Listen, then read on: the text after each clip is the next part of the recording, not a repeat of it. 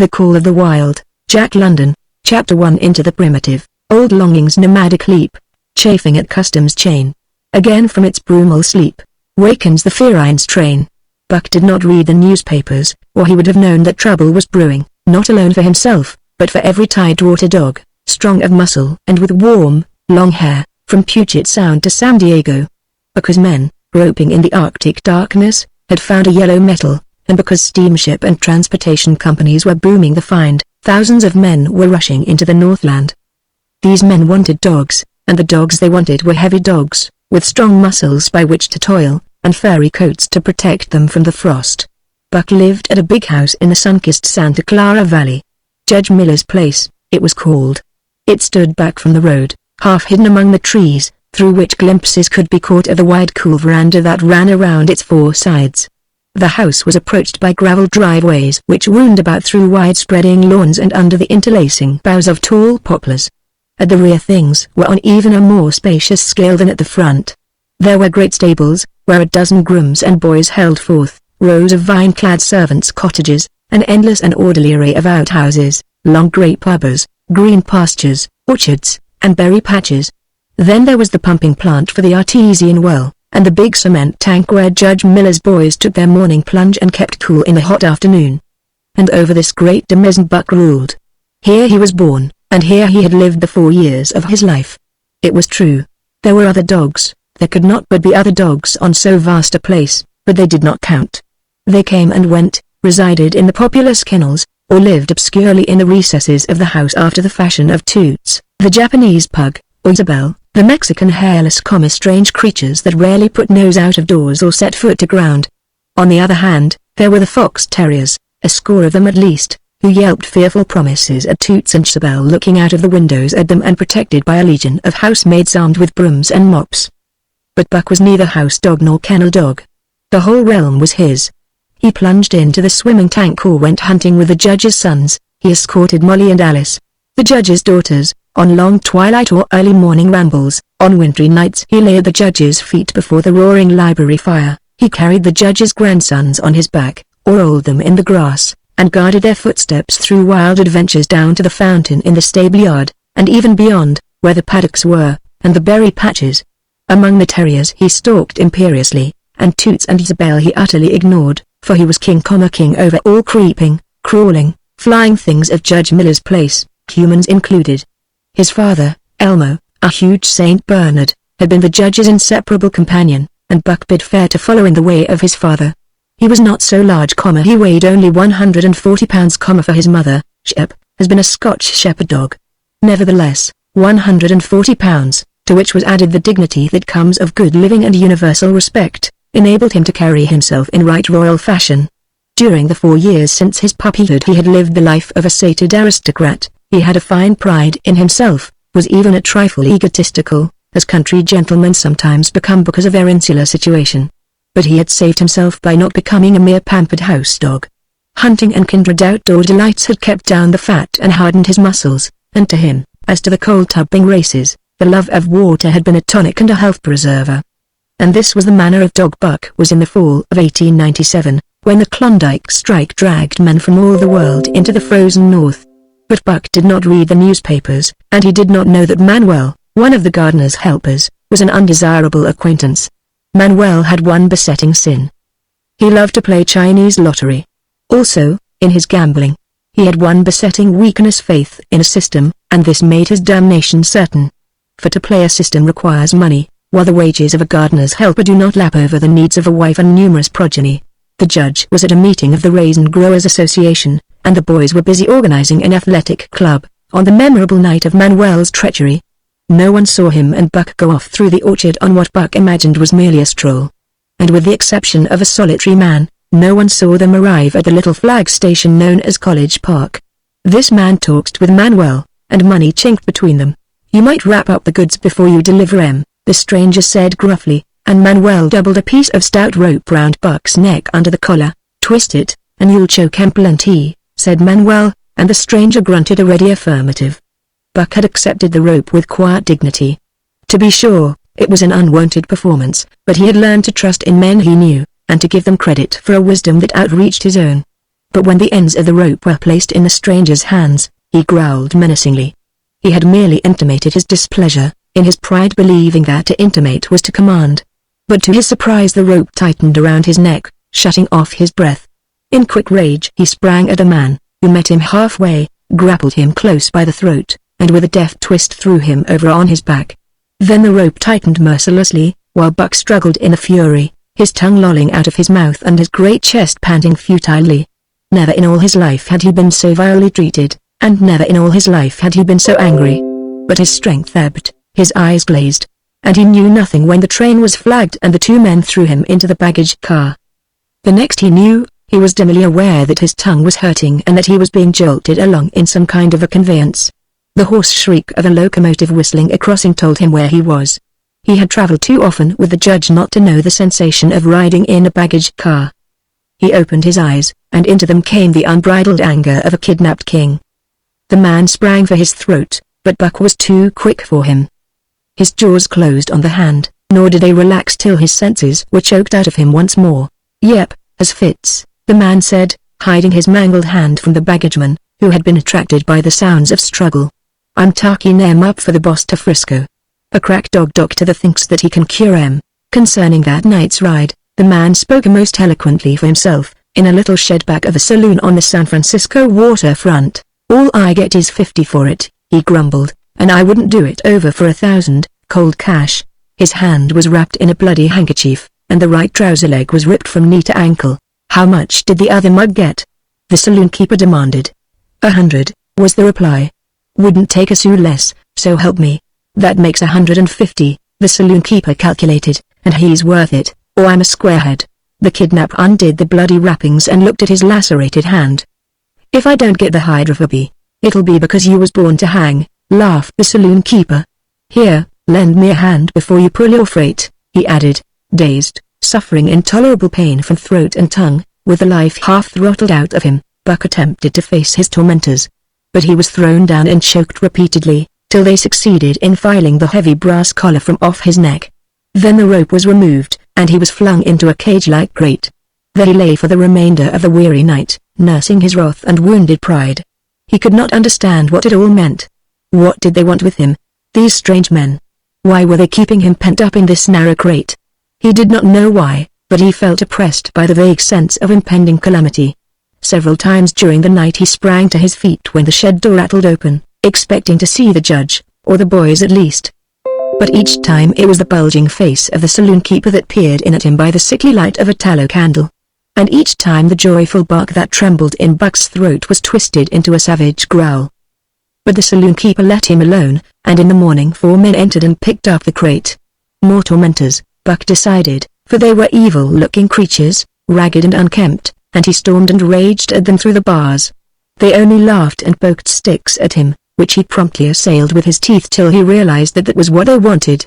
Whereupon he lay down sullenly and allowed the crate to be lifted into a wagon. Then he, and the crate in which he was imprisoned, began a passage through many hands. Clerks in the express office took charge of him.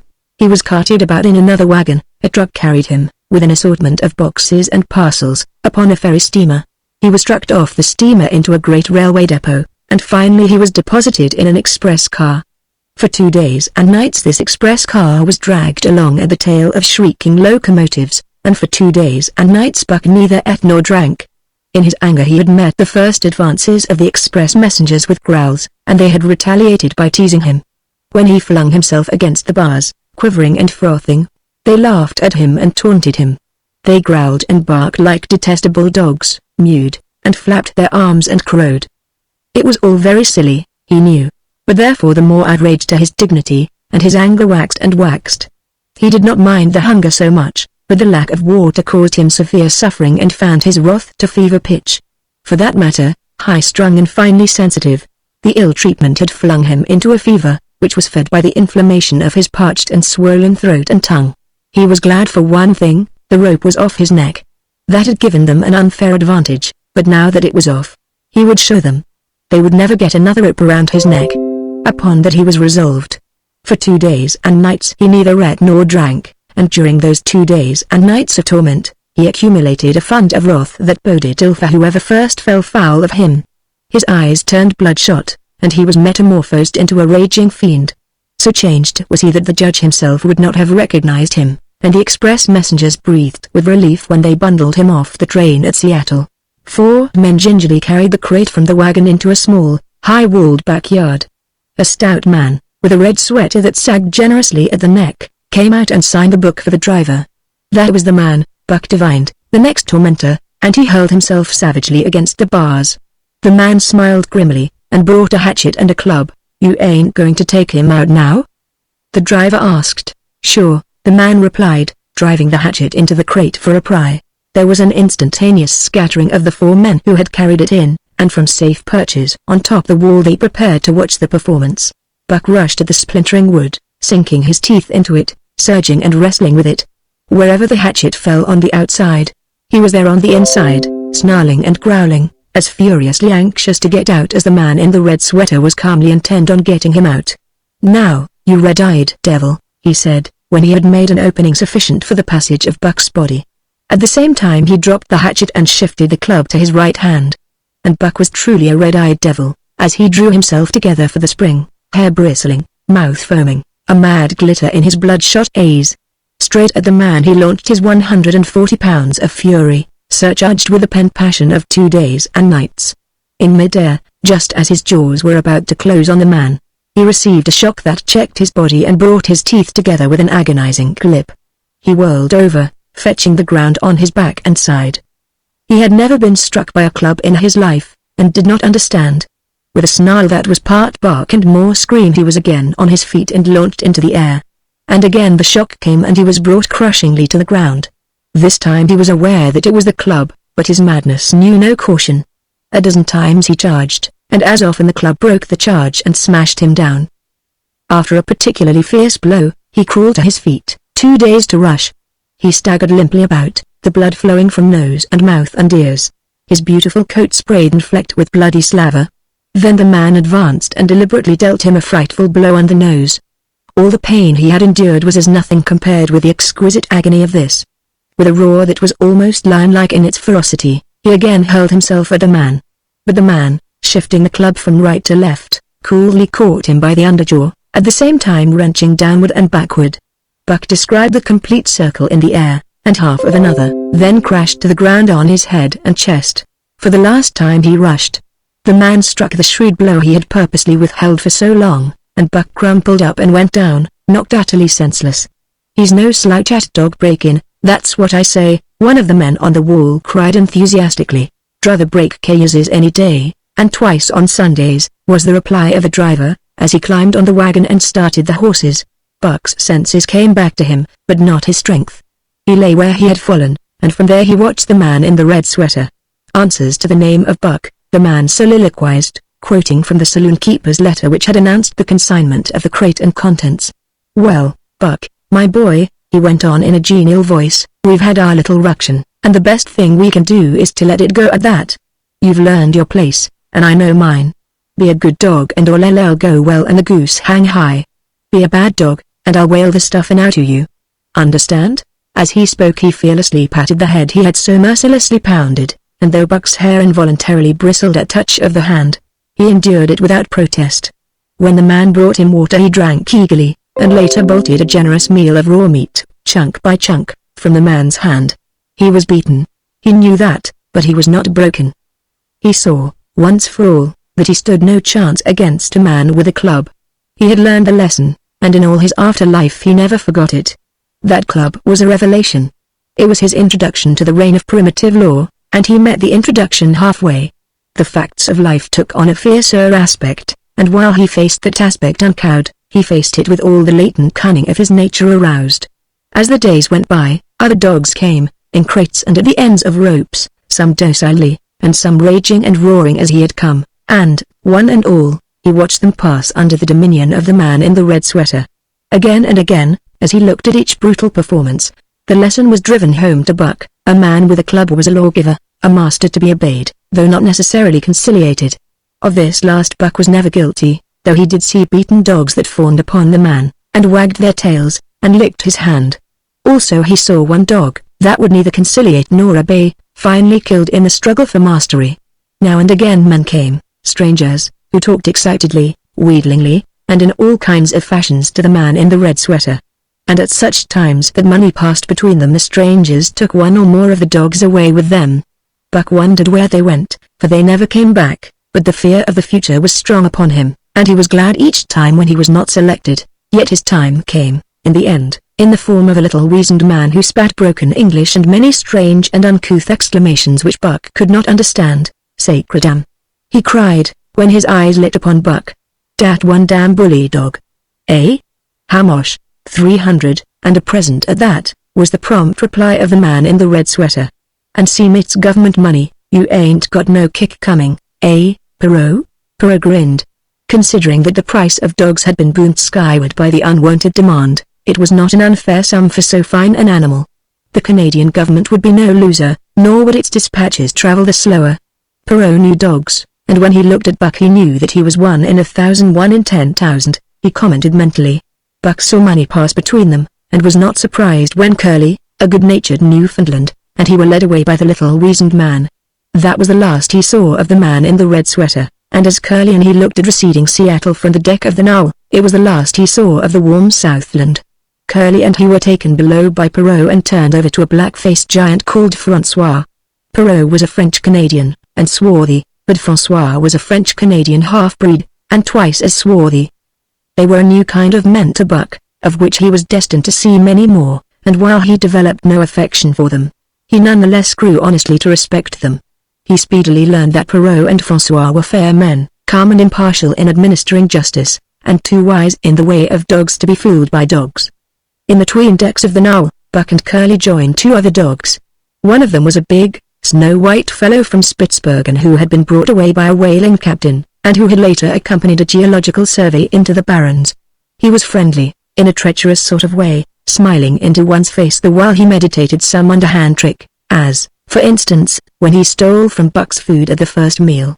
As Buck sprang to punish him, the lash of Francois's whip sang through the air, reaching the culprit first, and nothing remained to Buck but to recover the bone. That was fair of Francois, he decided, and the half-breed began his rise in Buck's estimation. The other dog made no advances, nor received any. Also, he did not attempt to steal from the newcomers. He was a gloomy, morose fellow, and he showed Curly plainly that all he desired was to be left alone, and further, that there would be trouble if he were not left alone. Dave he was called, and he ate and slept, or yawned between times, and took interest in nothing, not even when the Nile crossed Queen Charlotte Sound and rolled and pitched and bucked like a thing possessed. When Buck and Curly grew excited, half wild with fear, he raised his head as though annoyed, favored them with an incurious glance, yawned, and went to sleep again. Day and night the ship throbbed to the tireless pulse of the propeller, and though one day was very like another, it was apparent to Buck that the weather was steadily growing colder. At last, one morning, the propeller was quiet, and the Nile was pervaded with an atmosphere of excitement. He felt it, as did the other dogs, and knew that a change was at hand. Francois leashed them and brought them on deck. At the first step upon the cold surface, Buck's feet sank into a white mussy something very like mud. He sprang back with a snort. More of this white stuff was falling through the air. He shook himself, but more of it fell upon him. He sniffed it curiously, then licked some up on his tongue. It bit like fire, and the next instant was gone. This puzzled him. He tried it again, with the same result. The onlookers laughed uproariously, and he felt ashamed, he knew not why, for it was his first snow. Chapter 2 The Law of Club and Fang. Buck's first day on the Dia beach was like a nightmare. Every hour was filled with shock and surprise. He had been suddenly jerked from the heart of civilization and flung into the heart of things primordial. No lazy, sun-kissed life was this, with nothing to do but loaf and be bored. Here was neither peace, nor rest, nor a moment's safety. All was confusion and action, and every moment life and limb were in peril. There was imperative need to be constantly alert, for these dogs and men were not town dogs and men. They were savages, all of them, who knew no law but the law of club and fang.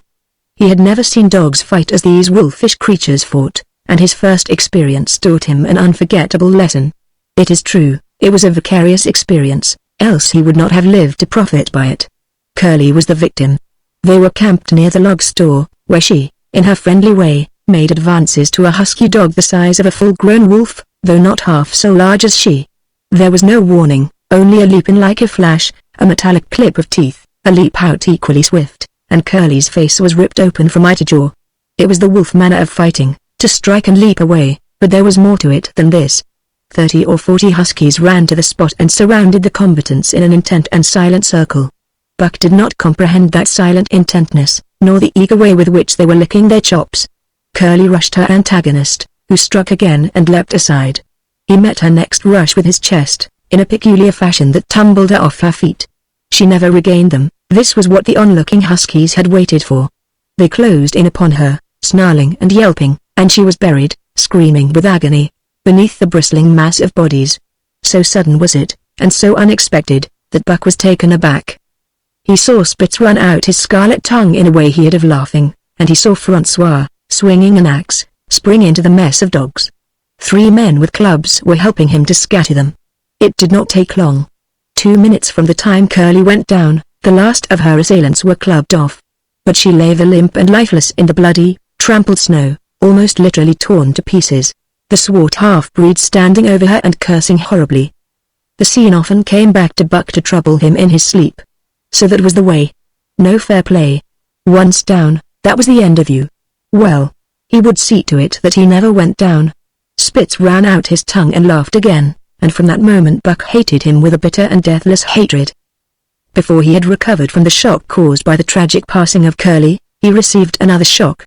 Francois fastened upon him an arrangement of straps and buckles. It was a harness, such as he had seen the grooms put on the horses at home. And as he had seen horses work, so he was set to work, hauling Francois on a sled to the forest that fringed the valley, and returning with a load of firewood. Though his dignity was sorely hurt by thus being made a draft animal, he was too wise to rebel. He buckled down with a will and did his best, though it was all new and strange. Francois was stern, demanding instant obedience, and by virtue of his whip receiving instant obedience, while Dave, who was an experienced wheeler, nipped Buck's hindquarters whenever he was in error. Spitz was the leader, likewise experienced, and while he could not always get at Buck, he growled sharp reproof now and again, or cunningly threw his weight in the traces to jerk Buck into the way he should go. Buck learned easily, and under the combined tuition of his 2 mates and Francois made remarkable progress. Ere they returned to camp he knew enough to stop at hoe, to go ahead at mush, to swing wide on the bends, and to keep clear of the wheeler when the loaded sled shot downhill at their heels. "Tree ver good dogs," Francois told Perrault. "Dat Buck, heem pull like hell. I tick heem quick as anything." By afternoon, Perrault, who was in a hurry to be on the trail with his dispatches, returned with 2 more dogs. Billy and Joe he called them, 2 brothers, and true huskies both. Sons of the one mother through they were. They were as different as day and night. Billy's one fault was his excessive good nature, while Joe was the very opposite, sour and introspective, with a perpetual snarl and a malignant eye. Buck received them in comradely fashion. Dave ignored them, while Spitz proceeded to thrash first one and then the other. Billy wagged his tail appeasingly, turned to run when he saw that appeasement was of no avail, and cried, still appeasingly, when Spitz's sharp teeth scored his flank. But no matter how Spitz circled, Joe whirled round on his heels to face him, mane bristling, ears laid back, lips writhing and snarling, jaws clipping together as fast as he could snap, and eyes diabolically gleaming the incarnation of belligerent fear. So terrible was his appearance that Spitz was forced to forego disciplining him, but to cover his own discomfiture he turned upon the inoffensive and wailing Billy and drove him to the confines of the camp. By evening Perrault secured another dog, an old husky, long and lean and gaunt, with a battle-scarred face and a single eye which flashed a warning of prowess that commanded respect. He was called Sol-Lex, which means the angry one. Like Dave, he asked nothing, gave nothing, expected nothing, and when he marched slowly and deliberately into their midst, even Spitz left him alone. He had one peculiarity which Buck was unlucky enough to discover. He did not like to be approached on his blind side. Of this offense Buck was unwittingly guilty, and the first knowledge he had of his indiscretion was when Sol-Lex whirled upon him and slashed his shoulder to the bone for 3 inches up and down. Forever after Buck avoided his blind side, and to the last of their comradeship had no more trouble. His only apparent ambition, like Dave's, was to be left alone, though, as Buck was afterward to learn, each of them possessed one other and even more vital ambition. That night Buck faced the great problem of sleeping. The tent, illumined by a candle, glowed warmly in the midst of the white plain, and when he, as a matter of course, entered it. Both Perrault and François bombarded him with curses and cooking utensils, till he recovered from his consternation and fled ignominiously into the outer cold. A chill wind was blowing that nipped him sharply and bit with a special venom into his wounded shoulder. He lay down on the snow and attempted to sleep, but the frost soon drove him shivering to his feet. Miserable and disconsolate, he wandered about among the many tents, only to find that one place was as cold as another. Here and the savage dogs rushed upon him, but he bristled his neck hair and snarled, for he was learning fast, and they let him go his way unmolested. Finally an idea came to him. He would return and see how his own teammates were making out. To his astonishment, they had disappeared. Again he wandered about through the great camp, looking for them, and again he returned. Were they in the tent? No, that could not be, else he would not have been driven out. Then where could they possibly be? With drooping tail and shivering body, very forlorn indeed, he aimlessly circled the tent. Suddenly the snow gave way beneath his forelegs and he sank down. Something wriggled under his feet. He sprang back, bristling and snarling, fearful of the unseen and unknown. But a friendly little yelp reassured him, and he went back to investigate. A whiff of warm air ascended to his nostrils, and there, curled up under the snow in a snug ball, lay Billy.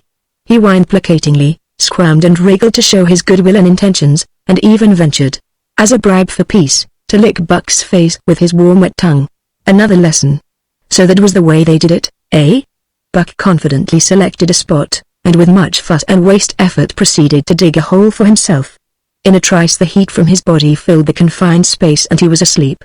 The day had been long and arduous, and he slept soundly and comfortably, though he growled and barked and wrestled with bad dreams. Nor did he open his eyes till roused by the noises of the waking camp. At first he did not know where he was. It had snowed during the night and he was completely buried. The snow walls pressed him on every side, and a great surge of fear swept through him, the fear of the wild thing for the trap. It was a token that he was harking back through his own life to the lives of his forebears, for he was a civilized dog, an unduly civilized dog, and of his own experience knew no trap and so could not of himself fear it.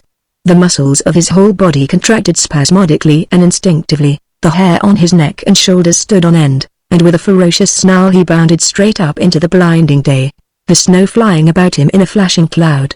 Ere he landed on his feet, he saw the white camp spread out before him and knew where he was and remembered all that had passed from the time he went for a stroll with Manuel to the hole he had dug for himself the night before. A shout from François hailed his appearance. "What I say?" the dog driver cried to Perrault. "Dat Buck for sure learned Greek as anything." Perrault nodded gravely. As courier for the Canadian government, bearing important dispatches, he was anxious to secure best dogs, and he was particularly gladdened by the possession of Buck. 3 more huskies were added to the team inside an hour, making a total of 9, and before another quarter of an hour had passed they were in harness and swinging up the trail toward the Dyer cannon. Buck was glad to be gone, and though the work was hard he found he did not particularly despise it. He was surprised at the eagerness which animated the whole team and which was communicated to him, but still more surprising was the change wrought in Dave and Sol-Lex. They were new dogs, utterly transformed by the harness.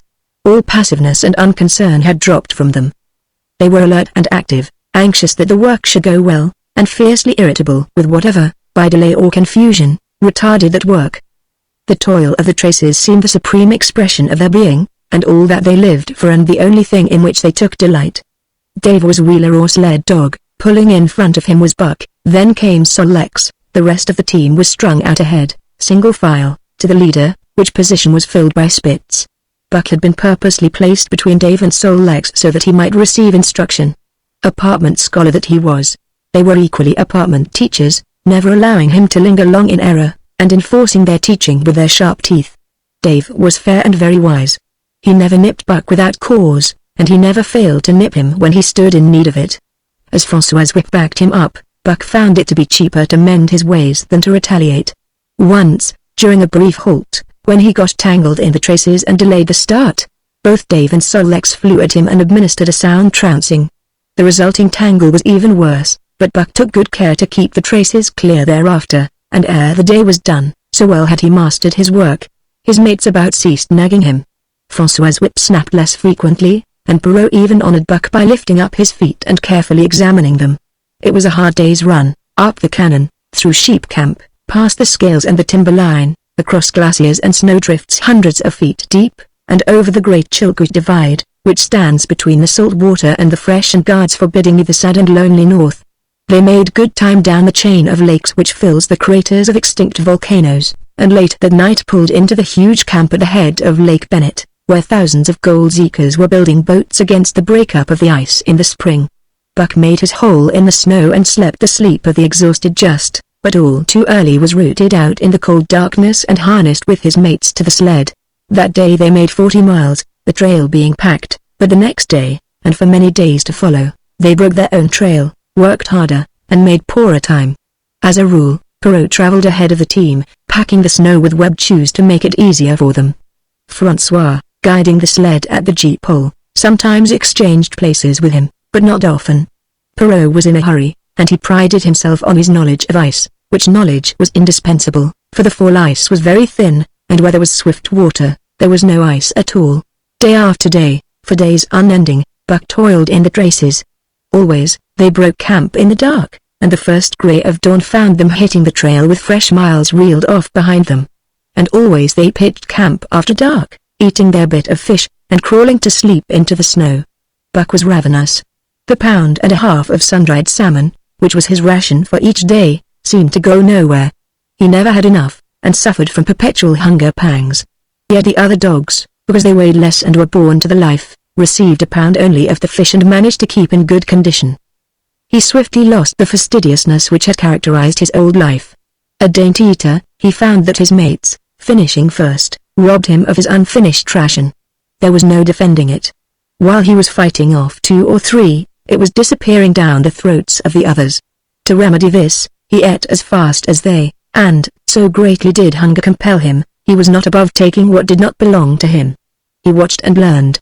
When he saw Pike, one of the new dogs, a clever malingerer and thief, slyly steal a slice of bacon when Perrault's back was turned, he duplicated the performance the following day, getting away with the whole chunk. A great uproar was raised, but he was unsuspected, while Dub, an awkward blunderer who was always getting caught, was punished for Buck's misdeed. This first theft marked Buck as fit to survive in the hostile Northland environment. It marked his adaptability, his capacity to adjust himself to changing conditions, the lack of which would have meant swift and terrible death.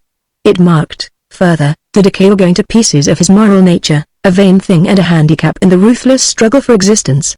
It was all well enough in the Southland, under the law of love and fellowship, to respect private property and personal feelings, but in the Northland, under the law of club and fang, whoso took such things into account was a fool, and in so far as he observed them he would fail to prosper. Not that Buck reasoned it out. He was fit, that was all, and unconsciously he accommodated himself to the new mode of life. All his days, no matter what the odds, he had never run from a fight. But the club of the man in the red sweater had beaten into him a more fundamental and primitive code. Civilized, he could have died for a moral consideration, say the defense of Judge Miller's riding whip, but the completeness of his decivilization was now evidenced by his ability to flee from the defense of a moral consideration and so save his hide. He did not steal for joy of it, but because of the clamor of his stomach. He did not rob openly, but stole secretly and cunningly, out of respect for club and fang. In short, the things he did were done because it was easier to do them than not to do them. His development, or retrogression, was rapid. His muscles became hard as iron, and he grew callous to all ordinary pain. He achieved an internal as well as external economy. He could eat anything, no matter how loathsome or indigestible, and, once eaten, the juices of his stomach extracted the least particle of nutriment, and his blood carried it to the farthest reaches of his body, building it into the toughest and stoutest of tissues. Sight and scent became remarkably keen, while his hearing developed such acuteness that in his sleep he heard the faintest sound and knew whether it heralded peace or peril. He learned to bite the ice out with his teeth when it collected between his toes, and when he was thirsty and there was a thick scum of ice over the water hole, he would break it by rearing and striking it with stiff forelegs. His most conspicuous trait was an ability to scent the wind and forecast it a night in advance. No matter how breathless the air when he dug his nest by tree or bank, the wind that later blew inevitably found him to leeward, sheltered and snug. And not only did he learn by experience, but instincts long dead became alive again. The domesticated generations fell from him. In vague ways he remembered back to the youth of the breed, to the time the wild dogs ranged in packs through the primeval forest and killed their meat as they ran it down. It was no task for him to learn to fight with cut and slash and the quick wolf snap. In this manner had fought forgotten ancestors, They quickened the old life within him, and the old tricks which they had stamped into the heredity of the breed were his tricks. They came to him without effort or discovery, as though they had been his always. And when, on the still cold nights, he pointed his nose at a star and howled long and wolf-like, it was his ancestors, dead and dust, pointing nose at star and howling down through the centuries and through him. And his cadences were their cadences, the cadences which voiced their woe, and what to them was the meaning of the stiffness, and the cold, and dark. Thus, as token of what a puppet thing life is, the ancient song surged through him, and he came into his own again, and he came because men had found a yellow metal in the north, and because Manuel was a gardener's helper whose wages did not lap over the needs of his wife and divers small copies of himself. Chapter 3 The Dominant Primordial Beast. The dominant primordial beast was strong in buck, and under the fierce conditions of trail life it grew and grew. Yet it was a secret growth. His newborn cunning gave him poise and control. He was too busy adjusting himself to the new life to feel at ease, and not only did he not pick fights, but he avoided them whenever possible. A certain deliberateness characterized his attitude. He was not prone to rashness and precipitate action, and in the bitter hatred between him and Spitz he betrayed no impatience, shunned all offensive acts. On the other hand, possibly because he divined in Buck a dangerous rival, Spitz never lost an opportunity of showing his teeth. He even went out of his way to bully Buck, striving constantly to start the fight which could end only in the death of one or the other. Early in the trip this might have taken place had it not been for an unwanted accident.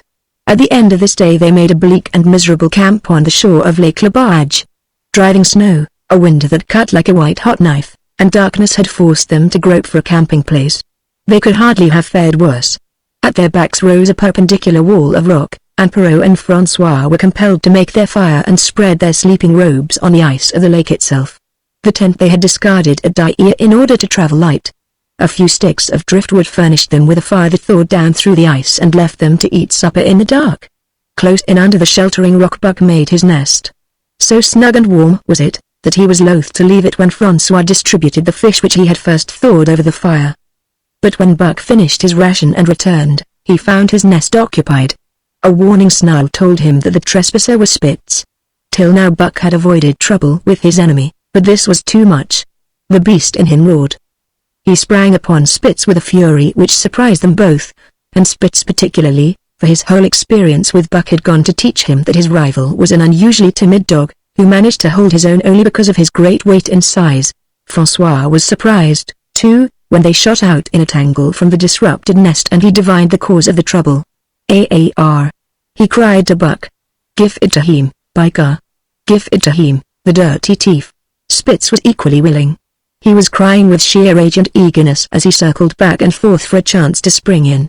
Buck was no less eager, and no less cautious, as he likewise circled back and forth for the advantage.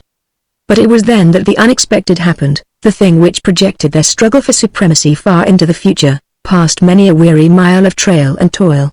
An oath from Perrault, the resounding impact of a club upon a bony frame, and a shrill yelp of pain, heralded the breaking forth of pandemonium. The camp was suddenly discovered to be alive with skulking fairy forms, starving huskies, 4 or 5 score of them, who had scented the camp from some Indian village. They had crept in while Buck and Spitz were fighting, and when the two men sprang among them with stout clubs they showed their teeth and fought back. They were crazed by the smell of the food. Perrault found one with head buried in the grub box. His club landed heavily on the gaunt ribs, and the grub box was capsized on the ground. On the instant a score of the famished brutes were scrambling for the bread and bacon. The clubs fell upon them unheeded. They yelped and howled under the rain of blows, but struggled none the less madly till the last crumb had been devoured. In the meantime the astonished team dogs had burst out of their nests only to be set upon by the fierce invaders. Never had Buck seen such dogs. It seemed as though their bones would burst through their skins. They were mere skeletons, draped loosely in draggled hides, with blazing eyes and slavered fangs. But the hunger madness made them terrifying, irresistible. There was no opposing them. The team dogs were swept back against the cliff at the first onset. Buck was beset by 3 huskies, and in a trice his head and shoulders were ripped and slashed. The din was frightful. Billy was crying as usual. Dave and Sol-Lex, dripping blood from a score of wounds, were fighting bravely side by side. Joe was snapping like a demon. Once, his teeth closed on the foreleg of a husky, and he crunched down through the bone. Pike, the malingerer, leapt upon the crippled animal, breaking its neck with a quick flash of teeth and a jerk. Buck got a frothing adversary by the throat, and was sprayed with blood when his teeth sank through the jugular. The warm taste of it in his mouth goaded him to greater fierceness. He flung himself upon another, and at the same time felt teeth sink into his own throat. It was Spitz, treacherously attacking from the side. Perrault and Francois, having cleaned out their part of the camp, hurried to save their sled dogs. The wild wave of famished beasts rolled back before them, and Buck shook himself free. But it was only for a moment. The two men were compelled to run back to save the grub, upon which the Huskies returned to the attack on the team. Billy, terrified into bravery, sprang through the savage circle and fled away over the ice. Pike and Dub followed on his heels, with the rest of the team behind. As Buck drew himself together to spring after them, out of the tail of his eye he saw Spitz rush upon him with the evident intention of overthrowing him. Once off his feet and under the mass of Huskies, there was no hope for him. But he braced himself to the shock of Spitz's charge, then joined the flight out on the lake. Later, the 9 team dogs gathered together and sought shelter in the forest. Though unpursued, they were in a sorry plight. There was not one who was not wounded in 4 or 5 places, while some were wounded grievously.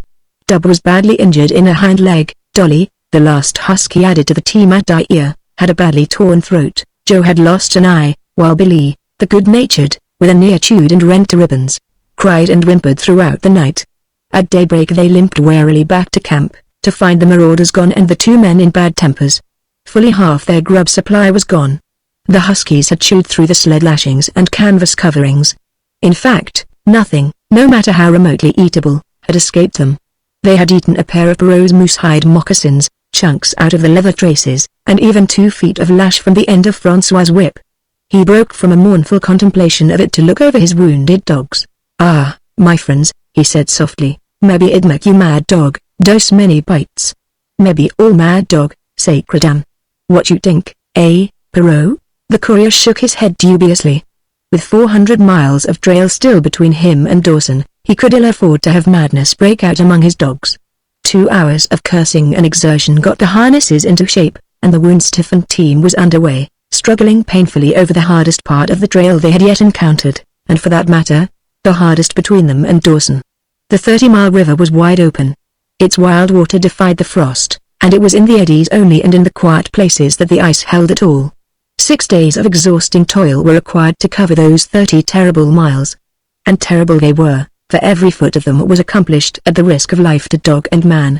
A dozen times, Perrault, nosing the way, broke through the ice bridges, being saved by the long pole he carried, which he so held that it fell each time across the hole made by his body. But a cold snap was on, the thermometer registering 50 below zero, and each time he broke through he was compelled for very life to build a fire and dry his garments. Nothing daunted him. It was because nothing daunted him that he had been chosen for government courier. He took all manner of risks, resolutely thrusting his little weazened face into the frost and struggling on from dim dawn to dark. He skirted the frowning shores on rim ice that bent and crackled underfoot and upon which they dared not halt. Once, the sled broke through, with Dave and Buck, and they were half frozen and all but drowned by the time they were dragged out. The usual fire was necessary to save them. They were coated solidly with ice, and the 2 men kept them on the run around the fire, sweating and thawing, so close that they were singed by the flames. At another time Spitz went through, dragging the whole team after him up to Buck, who strained backward with all his strength, his forepaws on the slippery edge and the ice quivering and snapping all around. But behind him was Dave, likewise straining backward, and behind the sled was Francois, pulling till his tendons cracked. Again, the rim ice broke away before and behind, and there was no escape except up the cliff. Perrault scaled it by a miracle, while Francois prayed for just that miracle, and with every thong and sled lashing and the last bit of harness rove into a long rope, the dogs were hoisted, one by one, to the cliff crest. Francois came up last, after the sled and load. Then came the search for a place to descend, which descent was ultimately made by the aid of the rope, and night found them back on the river with a quarter of a mile to the day's credit. By the time they made the Hootalinqua in good ice, Buck was played out. The rest of the dogs were in like condition, but Perrault, to make up lost time, pushed them late and early. The first day they covered 35 miles to the Big Salmon, the next day 35 more to the Little Salmon, the third day 40 miles, which brought them well up toward the Five Fingers. Buck's feet were not so compact and hard as the feet of the Huskies.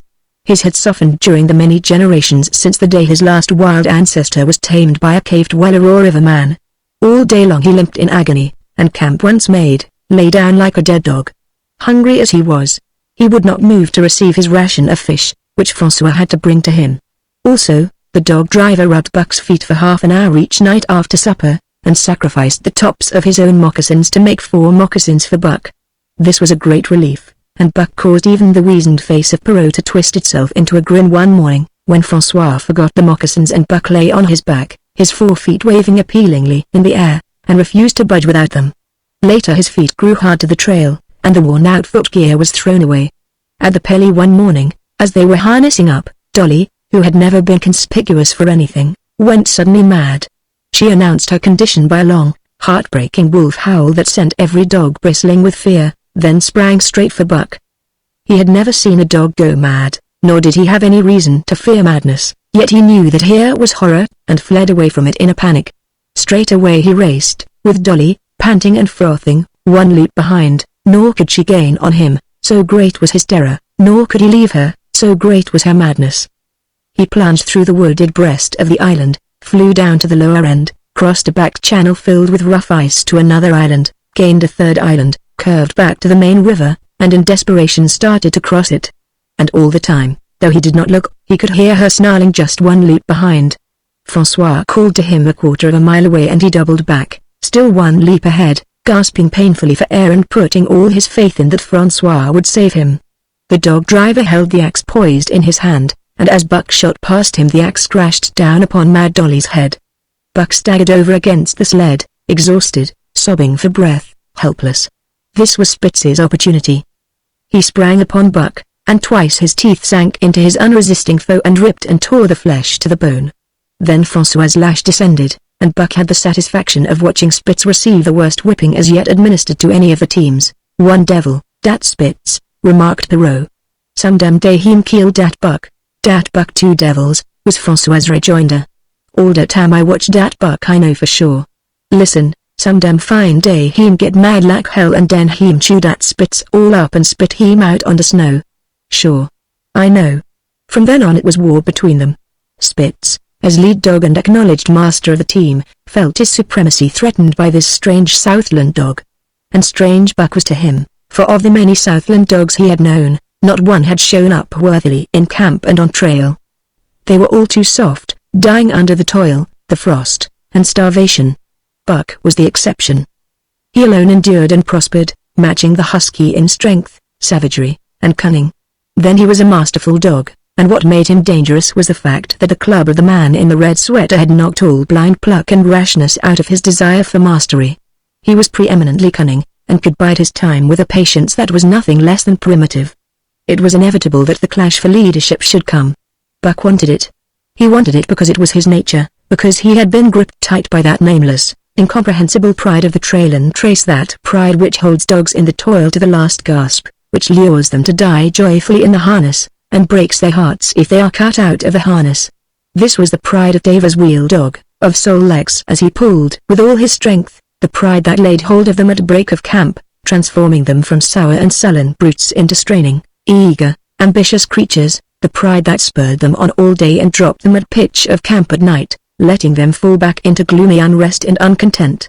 This was the pride that bore up Spitz and made him thrash the sled dogs who blundered and shirked in the traces or hid away at harness-up time in the morning. Likewise it was this pride that made him fear Buck as a possible lead dog. And this was Buck's pride, too. He openly threatened the other's leadership. He came between him and the shirks he should have punished. And he did it deliberately. One night there was a heavy snowfall, and in the morning Pike, the malingerer, did not appear. He was securely hidden in his nest under a foot of snow. François called him and sought him in vain. Spitz was wild with wrath. He raged through the camp, smelling and digging in every likely place, snarling so frightfully that Pike heard and shivered in his hiding place.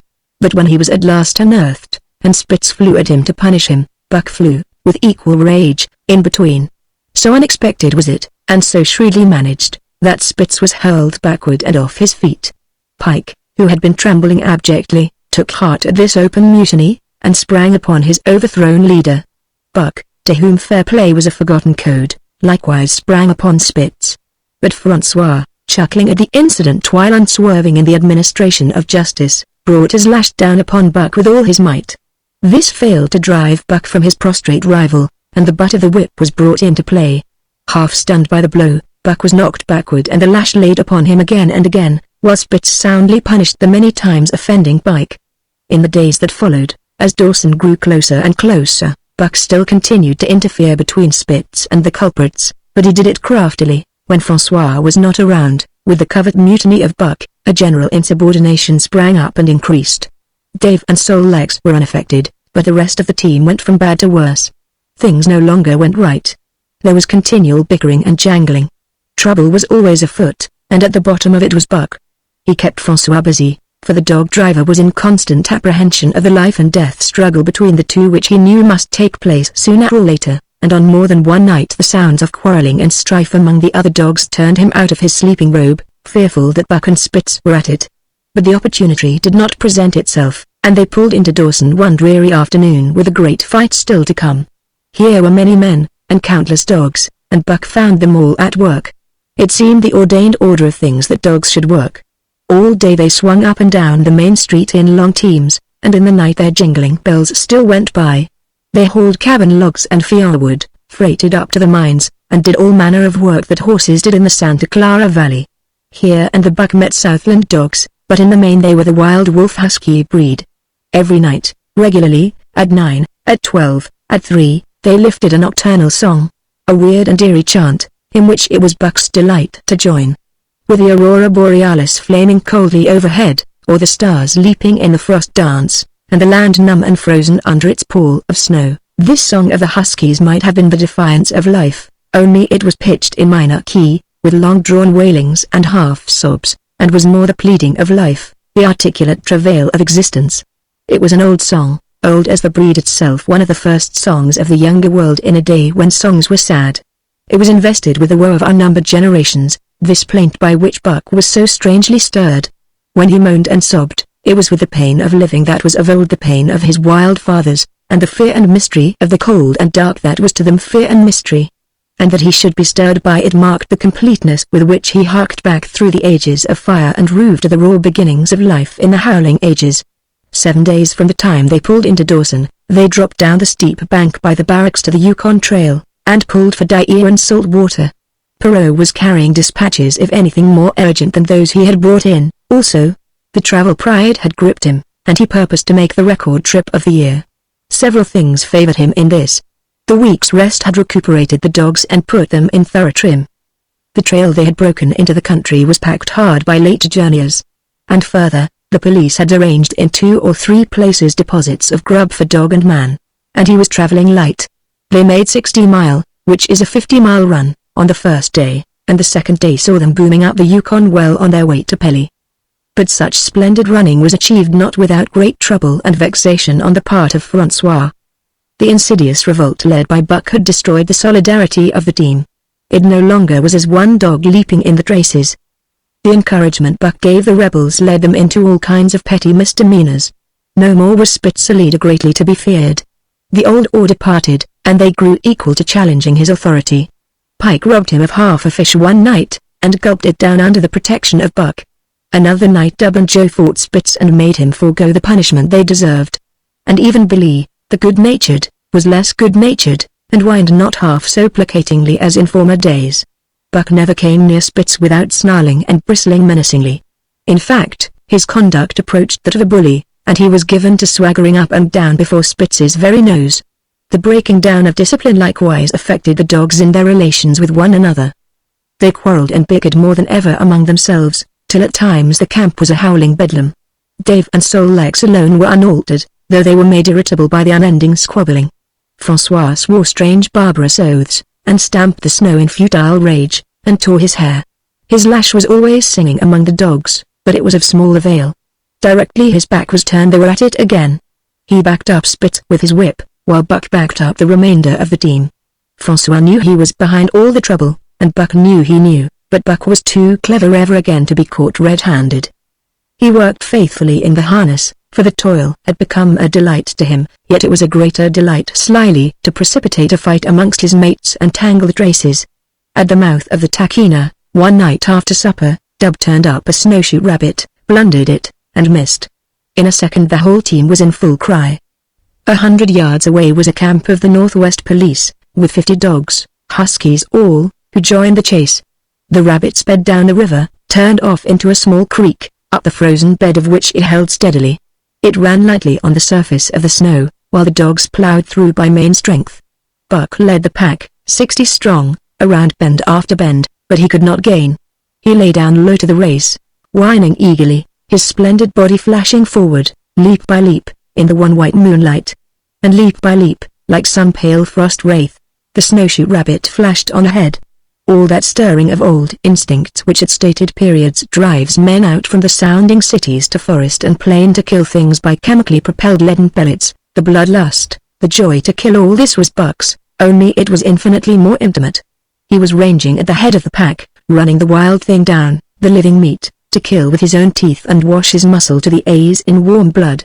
There is an ecstasy that marks the summit of life, and beyond which life cannot rise. And such is the paradox of living. This ecstasy comes when one is most alive, and it comes as a complete forgetfulness that one is alive.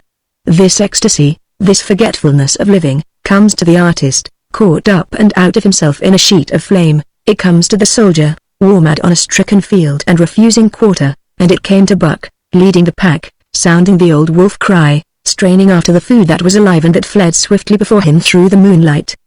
He was sounding the deeps of his nature, and of the parts of his nature that were deeper than he, going back into the womb of time. He was mastered by the sheer surging of life, the tidal wave of being, the perfect joy of each separate muscle, joint, and sinew, in that it was everything that was not death, that it was aglow and rampant, expressing itself in movement, flying exultantly under the stars and over the face of dead matter that did not move. But Spitz, cold and calculating even in his supreme moods, left the pack and cut across a narrow neck of land where the creek made a long bend round. Buck did not know of this, and as he rounded the bend, the frost wraith of a rabbit still flitting before him, he saw another and larger frost wraith leap from the overhanging bank into the immediate path of the rabbit. It was Spitz. The rabbit could not turn, and as the white teeth broke its back in mid-air it shrieked as loudly as a stricken man may shriek.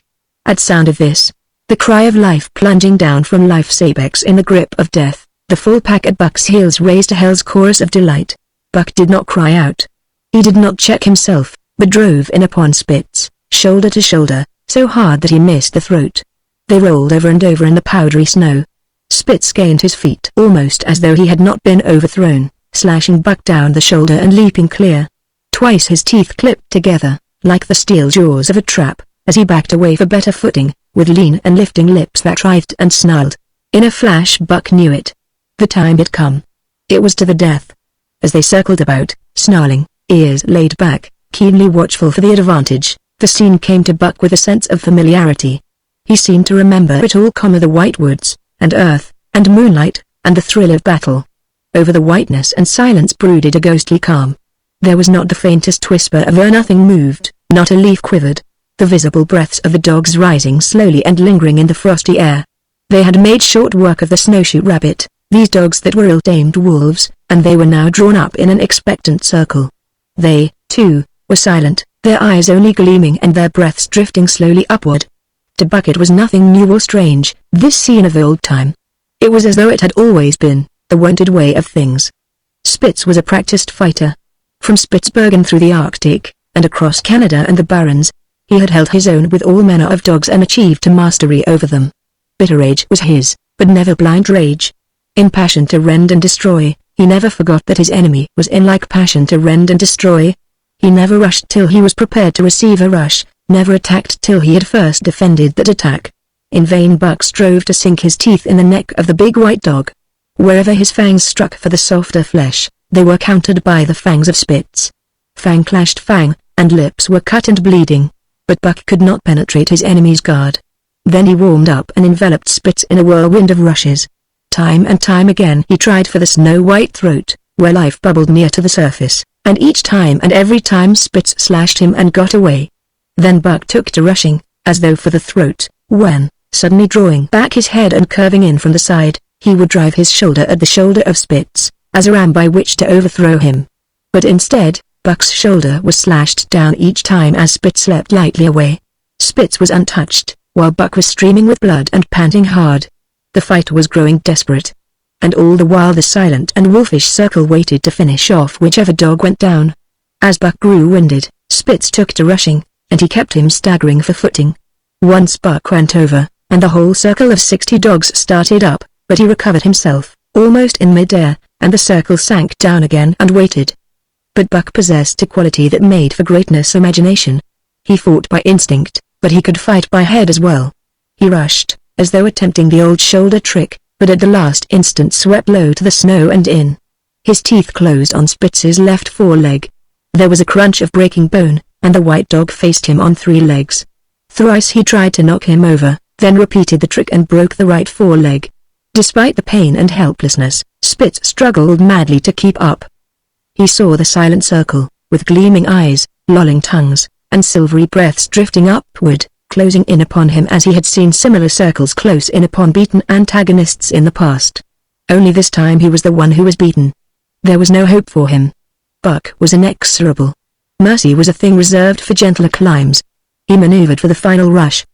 The circle had tightened till he could feel the breaths of the huskies on his flanks. He could see them, beyond Spitz and to either side, half crouching for the spring, their eyes fixed upon him. A pause seemed to fall. Every animal was motionless as though turned to stone. Only Spitz quivered and bristled as he staggered back and forth, snarling with horrible menace, as though to frighten off impending death. Then Buck sprang in and out, but while he was in, shoulder had at last squarely met shoulder. The dark circle became a dot on the moon-flooded snow as Spitz disappeared from view. Buck stood and looked on. The successful champion, the dominant primordial beast who had made his kill and found it good. Chapter 4: Who has won to mastership, eh? What I say? I speak true, I say dat Buck 2 devils. This was François's speech next morning when he discovered Spitz missing and Buck covered with wounds. He drew him to the fire and by its light pointed them out. Dat Spitz fight like hell, said Perrault, as he surveyed the gaping rips and cuts. And dat Buck fight like 2 hells, was François's answer. And now we make good time. No more Spitz, no more trouble, sure. While Perrault packed the camp outfit and loaded the sled, the dog driver proceeded to harness the dogs. Buck trotted up to the place Spitz would have occupied as leader, but François, not noticing him, brought Solex to the coveted position. In his judgment, Solex was the best lead dog left. Buck sprang upon Solex in a fury, driving him back and standing in his place. Eh? Eh? François cried, slapping his thighs gleefully. Look at dat Buck. Him kill dat Spitz, him think to take der job, go away, Buck. He cried, but Buck refused to budge. He took Buck by the scruff of the neck, and though the dog growled threateningly, dragged him to one side and replaced Solex. The old dog did not like it, and showed plainly that he was afraid of Buck. François was obdurate, but when he turned his back Buck again displaced Solex, who was not at all unwilling to go. François was angry.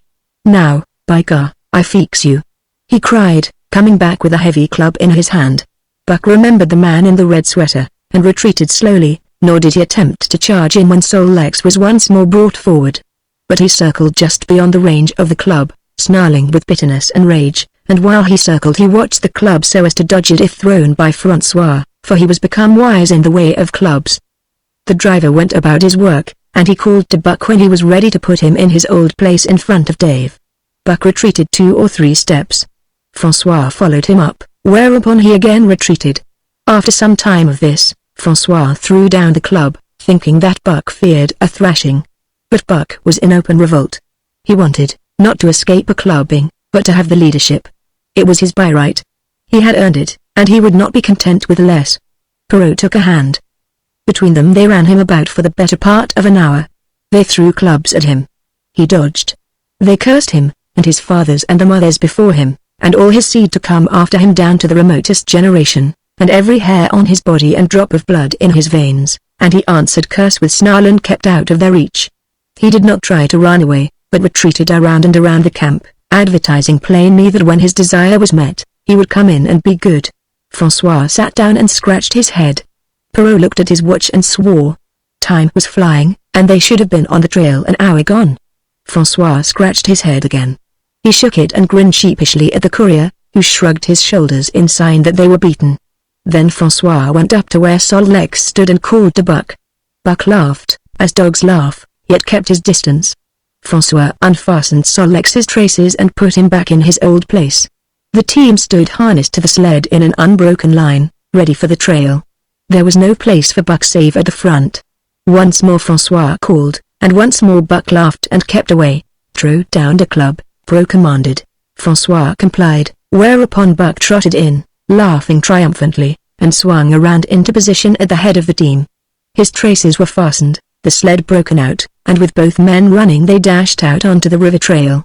Highly as the dog driver had forevalued Buck, with his two devils, he found, while the day was yet young, that he had undervalued. At a bound Buck took up the duties of leadership, and where judgment was required, and quick thinking and quick acting, he showed himself the superior even of Spitz, of whom Francois had never seen an equal. But it was in giving the law and making his mates live up to it, that Buck excelled. Dave and Solex did not mind the change in leadership. It was none of their business. Their business was to toil, and toil mightily, in the traces. So long as that were not interfered with, they did not care what happened. Billy, the good-natured, could lead for all they cared, so long as he kept order. The rest of the team, however, had grown unruly during the last days of Spitz, and their surprise was great now that Buck proceeded to lick them into shape. Pike, who pulled at Buck's heels, and who never put an ounce more of his weight against the breastband than he was compelled to do, was swiftly and repeatedly shaken for loafing, and ere the first day was done he was pulling more than ever before in his life. The first night in camp, Joe, the sour one, was punished roundly, a thing that Spitz had never succeeded in doing. Buck simply smothered him by virtue of superior weight, and cut him up till he ceased snapping and began to whine for mercy. The general tone of the team picked up immediately. It recovered its old-time solidarity, and once more the dogs leapt as one dog in the traces. At the rink rapids 2 native huskies, Teak and Kuna, were added, and the celerity with which Buck broke them in took away Francois' breath. "Never such a dog as dat Buck," he cried. "No, never. He am worth $1,000, by gar." "Eh? What you say, Perrault?" And Perrault nodded. He was ahead of the record then, and gaining day by day. The trail was in excellent condition, well packed and hard, and there was no new fallen snow with which to contend. It was not too cold. The temperature dropped to 50 below zero and remained there the whole trip. The men rode and ran by turn, and the dogs were kept on the jump, with but infrequent stoppages. The 30-mile river was comparatively coated with ice, and they covered in one day going out what had taken them 10 days coming in.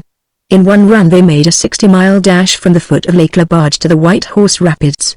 Across Marsh, Tagish, and Bennett, 70 miles of lakes, they flew so fast that the man whose turn it was to run towed behind the sled at the end of a rope. And on the last night of the second week they tropped White Pass and dropped down the sea slope with the lights of Skagwa and of the shipping at their feet. It was a record run. Each day for 14 days they had averaged 40 miles.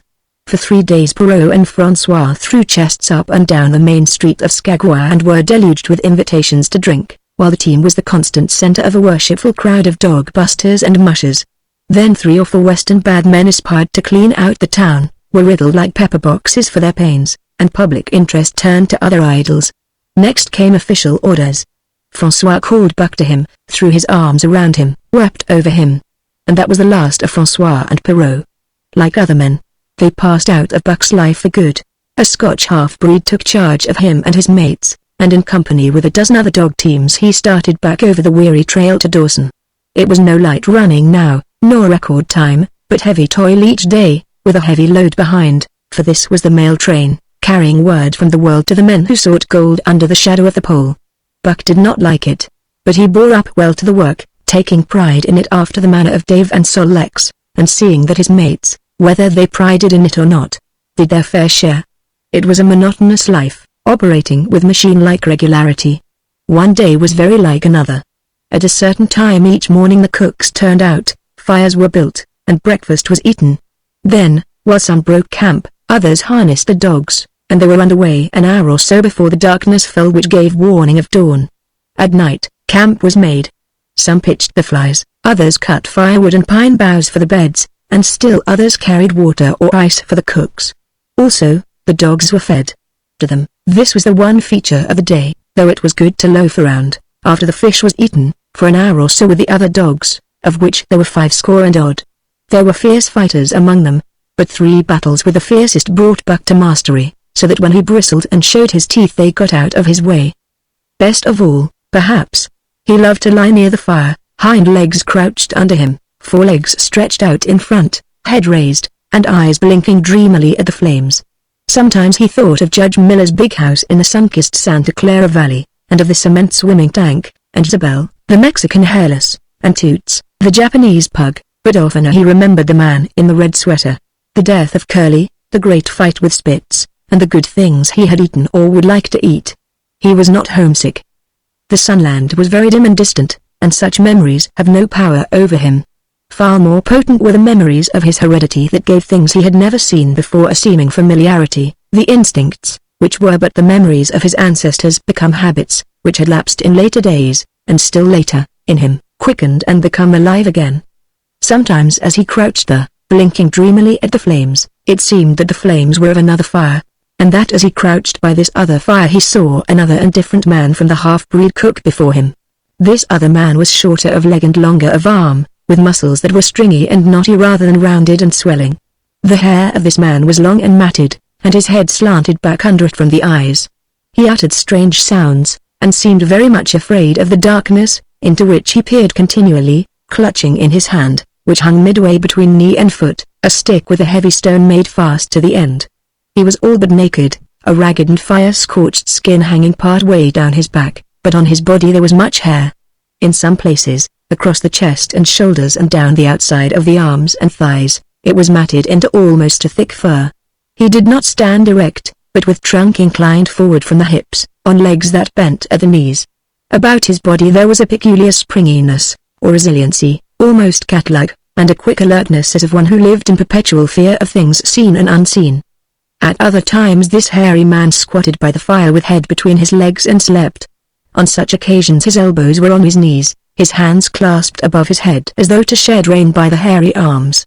And beyond that fire, in the circling darkness, Buck could see many gleaming coals, 2 by 2, always 2 by 2, which he knew to be the eyes of great beasts of prey. And he could hear the crashing of their bodies through the undergrowth, and the noises they made in the night. And dreaming there by the Yukon bank, with lazy eyes blinking at the fire, these sounds and sights of another world would make the hair to rise along his back and stand on end across his shoulders and up his neck, till he whimpered low and suppressedly, or growled softly, and the half-breed cook shouted at him, "Hey, you Buck, wake up." Whereupon the other world would vanish and the real world come into his eyes, and he would get up and yawn and stretch as though he had been asleep. It was a hard trip, with the mail behind them, and the heavy work wore them down. They were short of weight and in poor condition when they made Dawson, and should have had a 10 days or a week's rest at least. But in 2 days' time they dropped down the Yukon bank from the barracks, loaded with letters for the outside. The dogs were tired, the drivers grumbling, and to make matters worse, it snowed every day. This meant a soft trail, greater friction on the runners, and heavier pulling for the dogs, yet the drivers were fair through it all, and did their best for the animals. Each night the dogs were attended to first. They ate before the drivers ate, and no man sought his sleeping robe till he had seen to the feet of the dogs he drove. Still, their strength went down. Since the beginning of the winter they had traveled 1,800 miles, dragging sleds the whole weary distance, and 1,800 miles will tell upon life of the toughest. Buck stood it, keeping his mates up to their work and maintaining discipline, though he, too, was very tired. Billy cried and whimpered regularly in his sleep each night. Joe was sourer than ever, and Sol Lex was unapproachable, blind side or other side. But it was Dave who suffered most of all. Something had gone wrong with him. He became more morose and irritable, and when camp was pitched at once made his nest, where his driver fed him. Once out of the harness and down, he did not get on his feet again till harness-up time in the morning. Sometimes, in the traces, when jerked by a sudden stoppage of the sled, or by straining to start it, he would cry out with pain. The driver examined him, but could find nothing. All the drivers became interested in his case. They talked it over at mealtime, and over their last pipes before going to bed, and one night they held a consultation. He was brought from his nest to the fire and was pressed and prodded till he cried out many times. Something was wrong inside, but they could locate no broken bones, could not make it out. By the time Cas Bar was reached, he was so weak that he was falling repeatedly in the traces. The Scotch half-breed called a halt and took him out of the team, making the next dog, Sol Lex, fast to the sled. His intention was to rest Dave, letting him run free behind the sled. Sick as he was, Dave resented being taken out, grunting and growling while the traces were unfastened, and whimpering broken-heartedly when he saw Sol Lex in the position he had held and served so long. For the pride of trace and trail was his, and, sick unto death, he could not bear that another dog should do his work. When the sled started, he floundered in the soft snow alongside the beaten trail, attacking Sol Lex with his teeth, rushing against him and trying to thrust him off into the soft snow on the other side, striving to leap inside his traces and get between him and the sled, and all the while whining and yelping and crying with grief and pain. The half-breed tried to drive him away with a whip, but he paid no heed to the stinging lash, and the man had not the heart to strike harder. Dave refused to run quietly on the trail behind the sled, where the going was easy, but continued to flounder alongside in the soft snow, where the going was most difficult, till exhausted.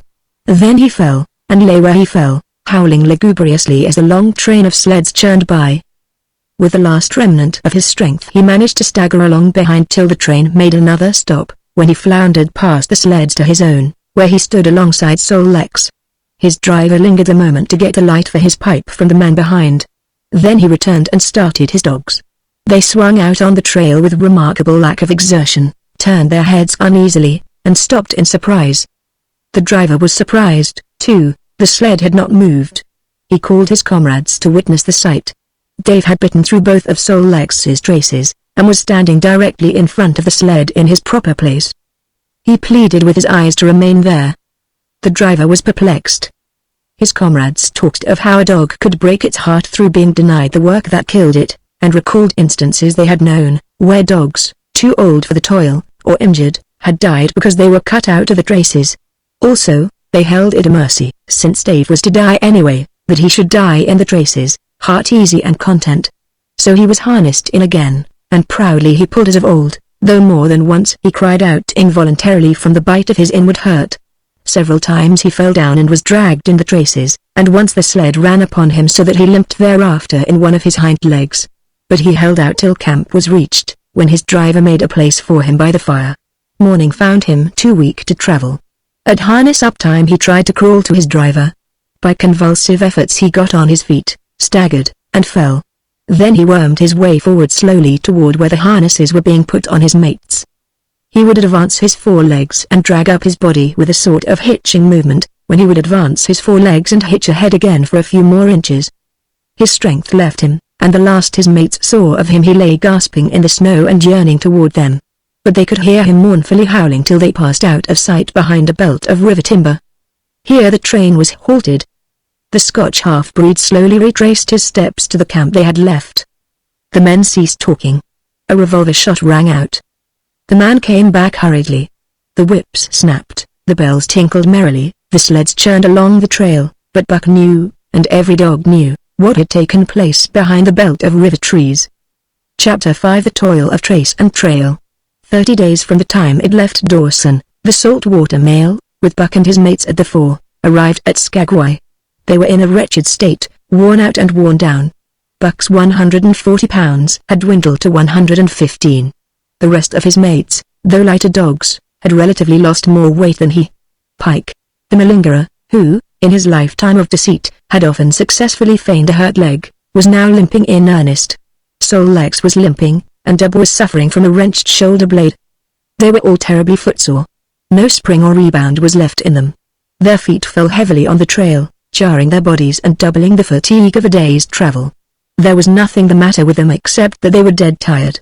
It was not the dead tiredness that comes through brief and excessive effort, from which recovery is a matter of hours, but it was the dead tiredness that comes through the slow and prolonged strength drainage of months of toil. There was no power of recuperation left, no reserve strength to call upon. It had been all used, the least bit of it. Every muscle, every fiber, every cell, was tired, dead tired. And there was reason for it.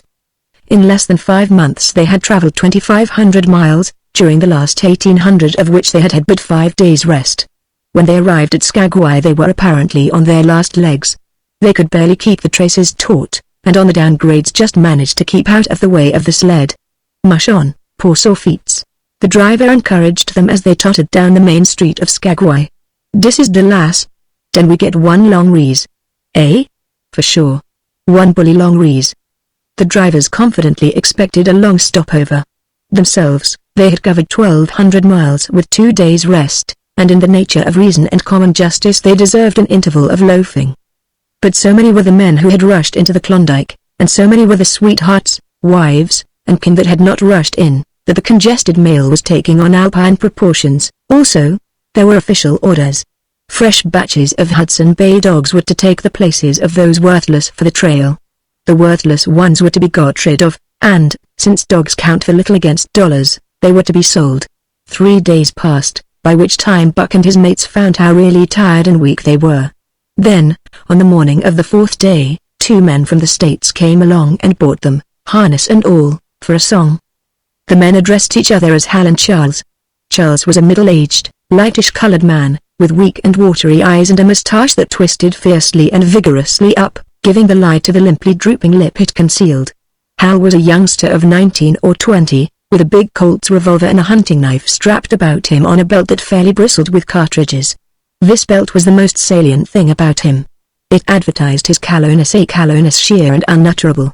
Both men were manifestly out of place, and why such as they should adventure the North is part of the mystery of things that passes understanding. Buck heard the chaffering, saw the money pass between the man and the government agent, and knew that the Scotch half-breed and the mail train drivers were passing out of his life on the heels of Barreau and Francois and the others who had gone before. When driven with his mates to the new owner's camp, Buck saw a slipshod and slovenly affair, tent half-stretched, dishes unwashed, everything in disorder. Also, he saw a woman. Mercedes the men called her. She was Charles's wife and Hal's sister, a nice family party. Buck watched them apprehensively as they proceeded to take down the tent and load the sled. There was a great deal of effort about their manner, but no business-like method. The tent was rolled into an awkward bundle 3 times as large as it should have been. The tin dishes were packed away unwashed. Mercedes continually fluttered in the way of her men and kept up an unbroken chattering of remonstrance and advice.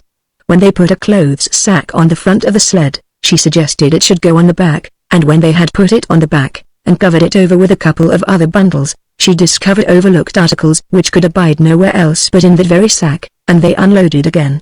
3 men from a neighboring tent came out and looked on, grinning and winking at one another.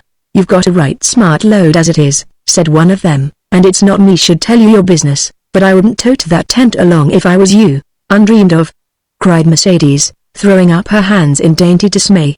"However in the world could I manage without a tent? It's springtime, and you won't get any more cold weather," the man replied. She shook her head decidedly, and Charles and Hal put the last odds and ends on top the mountainous load. "Think it'll ride?" one of the men asked. "Why shouldn't it?" Charles demanded rather shortly. "Oh, that's all right, that's all right," the man hastened meekly to say. "I was just wonderin', that is all. It seemed a mite top heavy." Charles turned his back and drew the lashings down as well as he could, which was not in the least well. "And of course the dogs can hike along all day with that contraption behind them," affirmed a second of the men. "Certainly," said Hal, with freezing politeness, taking hold of the jeep pole with one hand and swinging his whip from the other. "Mush!" he shouted. "Mush on there!" The dogs sprang against the breast bands, strained hard for a few moments, then relaxed. They were unable to move the sled. "The lazy brutes, I'll show them," he cried, preparing to lash out at them with the whip. But Mercedes interfered, crying, "Oh, Hal, you mustn't," as she caught hold of the whip and wrenched it from him. "The poor dears. Now you must promise you won't be harsh with them for the rest of the trip, or I won't go a step." "Precious lot you know about dogs," her brother sneered, "and I wish you'd leave me alone. They're lazy, I tell you, and you've got to whip them to get anything out of them. That's their way. You ask anyone. Ask one of those men." Mercedes looked at them imploringly, untold repugnance at sight of pain written in her pretty face. "They're weak as water, if you want to know," came the reply from one of the men. "Plumb tuckered out, that's what's the matter. They need a rest." "Rest be blanked," said Hal, with his beardless lips, and Mercedes said, "Oh," in pain and sorrow at the oath, but she was a clannish creature, and rushed at once to the defense of her brother. "Never mind that man," she said pointedly. "You're driving our dogs, and you do what you think best with them." Again Hal's whip fell upon the dogs. They threw themselves against the breast bands, dug their feet into the packed snow, got down low to it, and put forth all their strength. The sled held as though it were an anchor. After 2 efforts, they stood still, panting. The whip was whistling savagely, when once more Mercedes interfered. She dropped on her knees before Buck, with tears in her eyes, and put her arms around his neck. "You poor, poor dears," she cried sympathetically. "Why don't you pull hard? Then you wouldn't be whipped." Buck did not like her, but he was feeling too miserable to resist her, taking it as part of the day's miserable work. One of the onlookers, who had been clenching his teeth to suppress hot speech, now spoke up: "It's not that I care a whoop what becomes of you, but for the dogs' sakes I just want to tell you, you can help them a mighty lot by breaking out that sled. The runners are froze fast. Throw your weight against the jeep hole, right and left, and break it out." A third time the attempt was made, but this time, following the advice, Hal broke out the runners which had been frozen to the snow. The overloaded and unwieldy sled forged ahead, Buck and his mates struggling frantically under the rain of blows. 100 yards ahead the path turned and sloped steeply into the main street. It would have required an experienced man to keep the top-heavy sled upright, and Hal was not such a man. As they swung on the turn the sled went over, spilling half its load through the loose lashings. The dogs never stopped. The lightened sled bounded on its side behind them. They were angry because of the ill treatment they had received and the unjust load. Buck was raging. He broke into a run, the team following his lead. Hal cried "Whoa! Whoa!" but they gave no heed. He tripped and was pulled off his feet. The capsized sled ground over him, and the dogs dashed on up the street, adding to the gaiety of Skagway as they scattered the remainder of the outfit along its chief thoroughfare. Kind-hearted citizens caught the dogs and gathered up the scattered belongings. Also, they gave advice. Half the load and twice the dogs, if they ever expected to reach Dawson, was what was said. Hal and his sister and brother-in-law listened unwillingly, pitched tent, and overhauled the outfit. Canned goods were turned out that made men laugh, for canned goods on the long trail is a thing to dream about. "Blankets for a hotel," quoth one of the men who laughed and helped. "Half as many is too much, get rid of them. Throw away that tent, and all those dishes, who's going to wash them, anyway? Good Lord, do you think you're traveling on a Pullman?" And so it went. The inexorable elimination of the superfluous. Mercedes cried when her clothes bags were dumped on the ground and article after article was thrown out. She cried in general, and she cried in particular over each discarded thing. She clasped hands about knees, rocking back and forth broken-heartedly. She averred she would not go an inch, not for a dozen Charleses. She appealed to everybody and to everything, finally wiping her eyes and proceeding to cast out even articles of apparel that were imperative necessaries. And in her zeal, when she had finished with her own, she attacked the belongings of her men and went through them like a tornado. This accomplished, the outfit, though cut in half, was still a formidable bulk. Charles and Hal went out in the evening and bought 6 outside dogs. These, added to the 6 of the original team, Antique and Kuna, the Huskies obtained at the Rink Rapids on the record trip, brought the team up to 14. But the outside dogs, though practically broken in since their landing, did not amount to much. 3 were short-haired pointers, 1 was a Newfoundland, and the other 2 were mongrels of indeterminate breed. They did not seem to know anything, these newcomers. Buck and his comrades looked upon them with disgust, and though he speedily taught them their places and what not to do, he could not teach them what to do. They did not take kindly to trace and trail. With the exception of the 2 mongrels, they were bewildered and spirit-broken by the strange savage environment in which they found themselves and by the ill treatment they had received. The 2 mongrels were without spirit at all, bones were the only things breakable about them. With the newcomers hopeless and forlorn, and the old team worn out by 2,500 miles of continuous trail, the outlook was anything but bright. The 2 men, however, were quite cheerful. And they were proud, too. They were doing the thing in style, with 14 dogs. They had seen other sleds depart over the pass for Dawson, or come in from Dawson, but never had they seen a sled with so many as 14 dogs. In the nature of Arctic travel there was a reason why 14 dogs should not drag one sled, and that was that one sled could not carry the food for 14 dogs. But Charles and Hal did not know this. They had worked the trip out with a pencil, so much to a dog, so many dogs, so many days. QED Mercedes looked over their shoulders and nodded comprehensively. It was all so very simple. Late next morning Buck led their long team up the street. There was nothing lively about it, no snap or go in him and his fellows. They were starting dead weary. 4 times he had covered the distance between Saltwater and Dawson, and the knowledge that, jaded and tired, he was facing the same trail once more, made him bitter. His heart was not in the work, nor was the heart of any dog.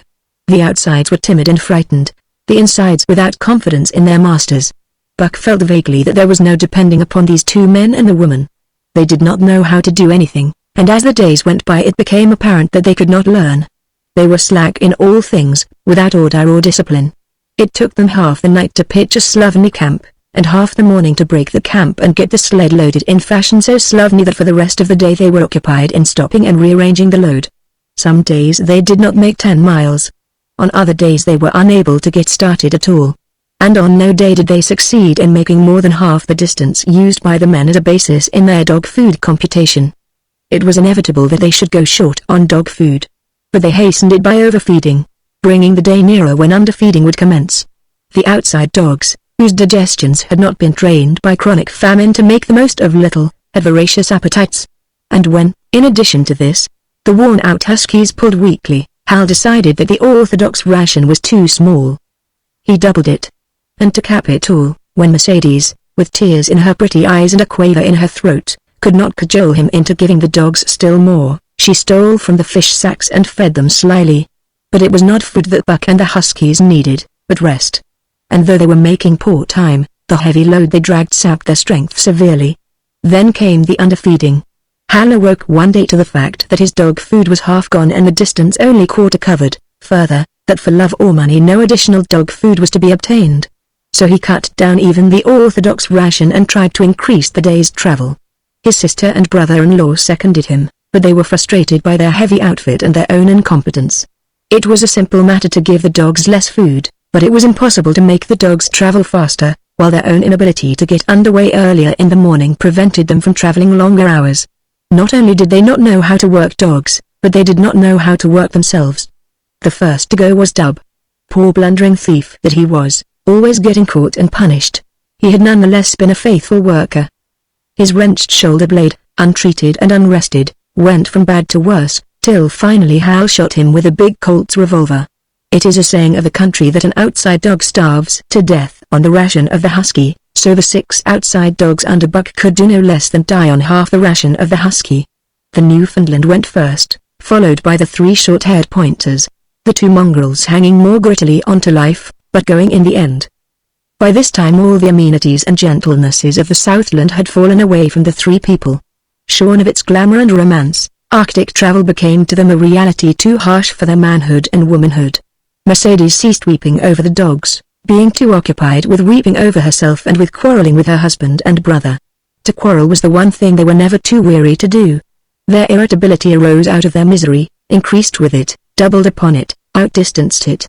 The wonderful patience of the trail which comes to men who toil hard and suffer sore, and remain sweet of speech and kindly, did not come to these 2 men and the woman. They had no inkling of such a patience. They were stiff and in pain, their muscles ached, their bones ached, their very hearts ached, and because of this they became sharp of speech, and hard words were first on their lips in the morning and last at night. Charles and Hal wrangled whenever Mercedes gave them a chance. It was the cherished belief of each that he did more than his share of the work, and neither forbore to speak this belief at every opportunity. Sometimes Mercedes sided with her husband, sometimes with her brother. The result was a beautiful and unending family quarrel. Starting from a dispute as to which should chop a few sticks for the fire, a dispute which concerned only Charles and Hal, presently would be lugged in the rest of the family, fathers, mothers, uncles, cousins, people thousands of miles away, and some of them dead. That Hal's views on art, or the sort of society plays his mother's brother wrote, should have anything to do with the chopping of a few sticks of firewood, passes comprehension. Nevertheless the quarrel was as likely to tend in that direction as in the direction of Charles's political prejudices. And that Charles's sister's tale-bearing tongue should be relevant to the building of a Yukon fire, was apparent only to Mercedes, who disburdened herself of copious opinions upon that topic, and incidentally upon a few other traits unpleasantly peculiar to her husband's family. In the meantime the fire remained unbuilt, the camp half-pitched, and the dogs unfed. Mercedes nursed a special grievance, the grievance of sex. She was pretty and soft, and had been chivalrously treated all her days. But the present treatment by her husband and brother was everything save chivalrous. It was her custom to be helpless. They complained. Upon which impeachment of what to her was her most essential sex prerogative, she made their lives unendurable. She no longer considered the dogs, and because she was sore and tired, she persisted in riding on the sled. She was pretty and soft, but she weighed 120 pounds, a lusty last straw to the load dragged by the weak and starving animals. She rode for days, till they fell in the traces and the sled stood still. Charles and Hal begged her to get off and walk, pleaded with her, entreated, the while she wept and importuned heaven with a recital of their brutality. On one occasion they took her off the sled by main strength. They never did it again. She let her legs go limp like a spoiled child, and sat down on the trail. They went on their way, but she did not move. After they had traveled 3 miles they unloaded the sled, came back for her, and by main strength put her on the sled again. In the excess of their own misery they were callous to the suffering of their animals. Hal's theory, which he practiced on others, was that one must get hardened. He had started out preaching it to his sister and brother-in-law. Failing there, he hammered it into the dogs with a club.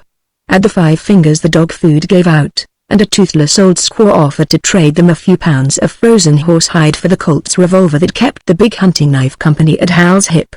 A poor substitute for food was this hide, just as it had been stripped from the starved horses of the cattlemen 6 months back. In its frozen state it was more like strips of galvanized iron, and when a dog wrestled it into his stomach it thawed into thin and innutritious leathery strings and into a mass of short hair, irritating and indigestible. And through it all Buck staggered along at the head of the team as in a nightmare. He pulled when he could no longer pull, he fell down and remained down till blows from whip or club drove him to his feet again. All the stiffness and gloss had gone out of his beautiful furry coat. The hair hung down, limp and draggled, or matted with dried blood where Hal's club had bruised him. His muscles had wasted away to knotty strings, and the flesh pads had disappeared, so that each rib and every bone in his frame were outlined cleanly through the loose hide that was wrinkled in folds of emptiness. It was heartbreaking, only Buck's heart was unbreakable. The man in the red sweater had proved that. As it was with Buck, so was it with his mates. They were perambulating skeletons. There were 7 altogether, including him. In their very great misery they had become insensible to the bite of the lash or the bruise of the club. The pain of the beating was dull and distant, just as the things their eyes saw and their ears heard seemed dull and distant. They were not half living, or quarter living. They were simply so many bags of bones in which sparks of life fluttered faintly. When a halt was made, they dropped down in the traces like dead dogs, and the spark dimmed and paled and seemed to go out. And when the club or whip fell upon them, the spark fluttered feebly up, and they tottered to their feet and staggered on. There came a day when Billy, the good-natured, fell and could not rise. Hal had traded off his revolver, so he took the axe and knocked Billy on the head as he lay in the traces, then cut the carcass out of the harness and dragged it to one side. Buck saw, and his mates saw, and they knew that this thing was very close to them. On the next day Kuna went, and but 5 of them remained: Joe, too far gone to be malignant; Pike, crippled and limping, only half conscious and not conscious enough longer to malinger; Sol-Leks, the one-eyed, still faithful to the toil of trace and trail, and mournful in that he had so little strength with which to pull; Teek, who had not traveled so far that winter and who was now beaten more than the others because he was fresher; and Buck, still at the head of the team, but no longer enforcing discipline or striving to enforce it, blind with weakness half the time and keeping the trail by the loom of it and by the dim feel of his feet. It was beautiful spring weather, but neither dogs nor humans were aware of it. Each day the sun rose earlier and set later. It was dawn by 3 in the morning, and twilight lingered till 9 at night. The whole long day was a blaze of sunshine. The ghostly winter silence had given way to the great spring murmur of awakening life. This murmur arose from all the land, fraught with the joy of living. It came from the things that lived and moved again, things which had been as dead and which had not moved during the long months of frost. The sap was rising in the pines. The willows and aspens were bursting out in young buds. Shrubs and vines were putting on fresh garbs of green. Crickets sang in the nights, and in the days all manner of creeping, crawling things rustled forth into the sun. Partridges and woodpeckers were booming and knocking in the forest. Squirrels were chattering, birds singing, and overhead honked the wild fowl driving up from the south in cunning wedges that split the air. From every hill slope came the trickle of running water, the music of unseen fountains. All things were thawing, bending, snapping. The Yukon was straining to break loose the ice that bound it down. It ate away from beneath, the sun ate from above. Air holes formed, fissures sprang and spread apart, while thin sections of ice fell through bodily into the river. And amid all this bursting, rending, throbbing of awakening life, under the blazing sun and through the soft sighing breezes, like wayfarers to death, staggered the 2 men, the woman, and the huskies. With the dogs following, Mercedes weeping and riding, Hal swearing innocuously, and Charles's eyes wistfully watering, They staggered into John Thornton's camp at the mouth of White River. When they halted, the dogs dropped down as though they had all been struck dead. Mercedes dried her eyes and looked at John Thornton. Charles sat down on a log to rest. He sat down very slowly and painstakingly, what of his great stiffness. Hal did the talking. John Thornton was whittling the last touches on an axe handle he had made from a stick of birch. He whittled and listened, gave monosyllabic replies, and, when it was asked, terse advice. He knew the breed, and he gave his advice in the certainty that it would not be followed. They told us up above that the bottom was dropping out of the trail and that the best thing for us to do was to lay over, Hal said in response to Thornton's warning to take no more chances on the rotten ice. They told us we couldn't make White River, and here we are. This last with a sneering ring of triumph in it. And they told you true, John Thornton answered. The bottom's likely to drop out at any moment. Only fools, with the blind luck of fools, could have made it. I tell you straight, I wouldn't risk my carcass on that ice for all the gold in Alaska. That's because you're not a fool, I suppose, said Hal. All the same, we'll go under Dawson. He uncoiled his whip. Get up there, Buck. Hi. Get up there. Mush on. Thornton went on whittling. It was idle, he knew, to get between a fool and his folly, while 2 or 3 fools more or less would not alter the scheme of things.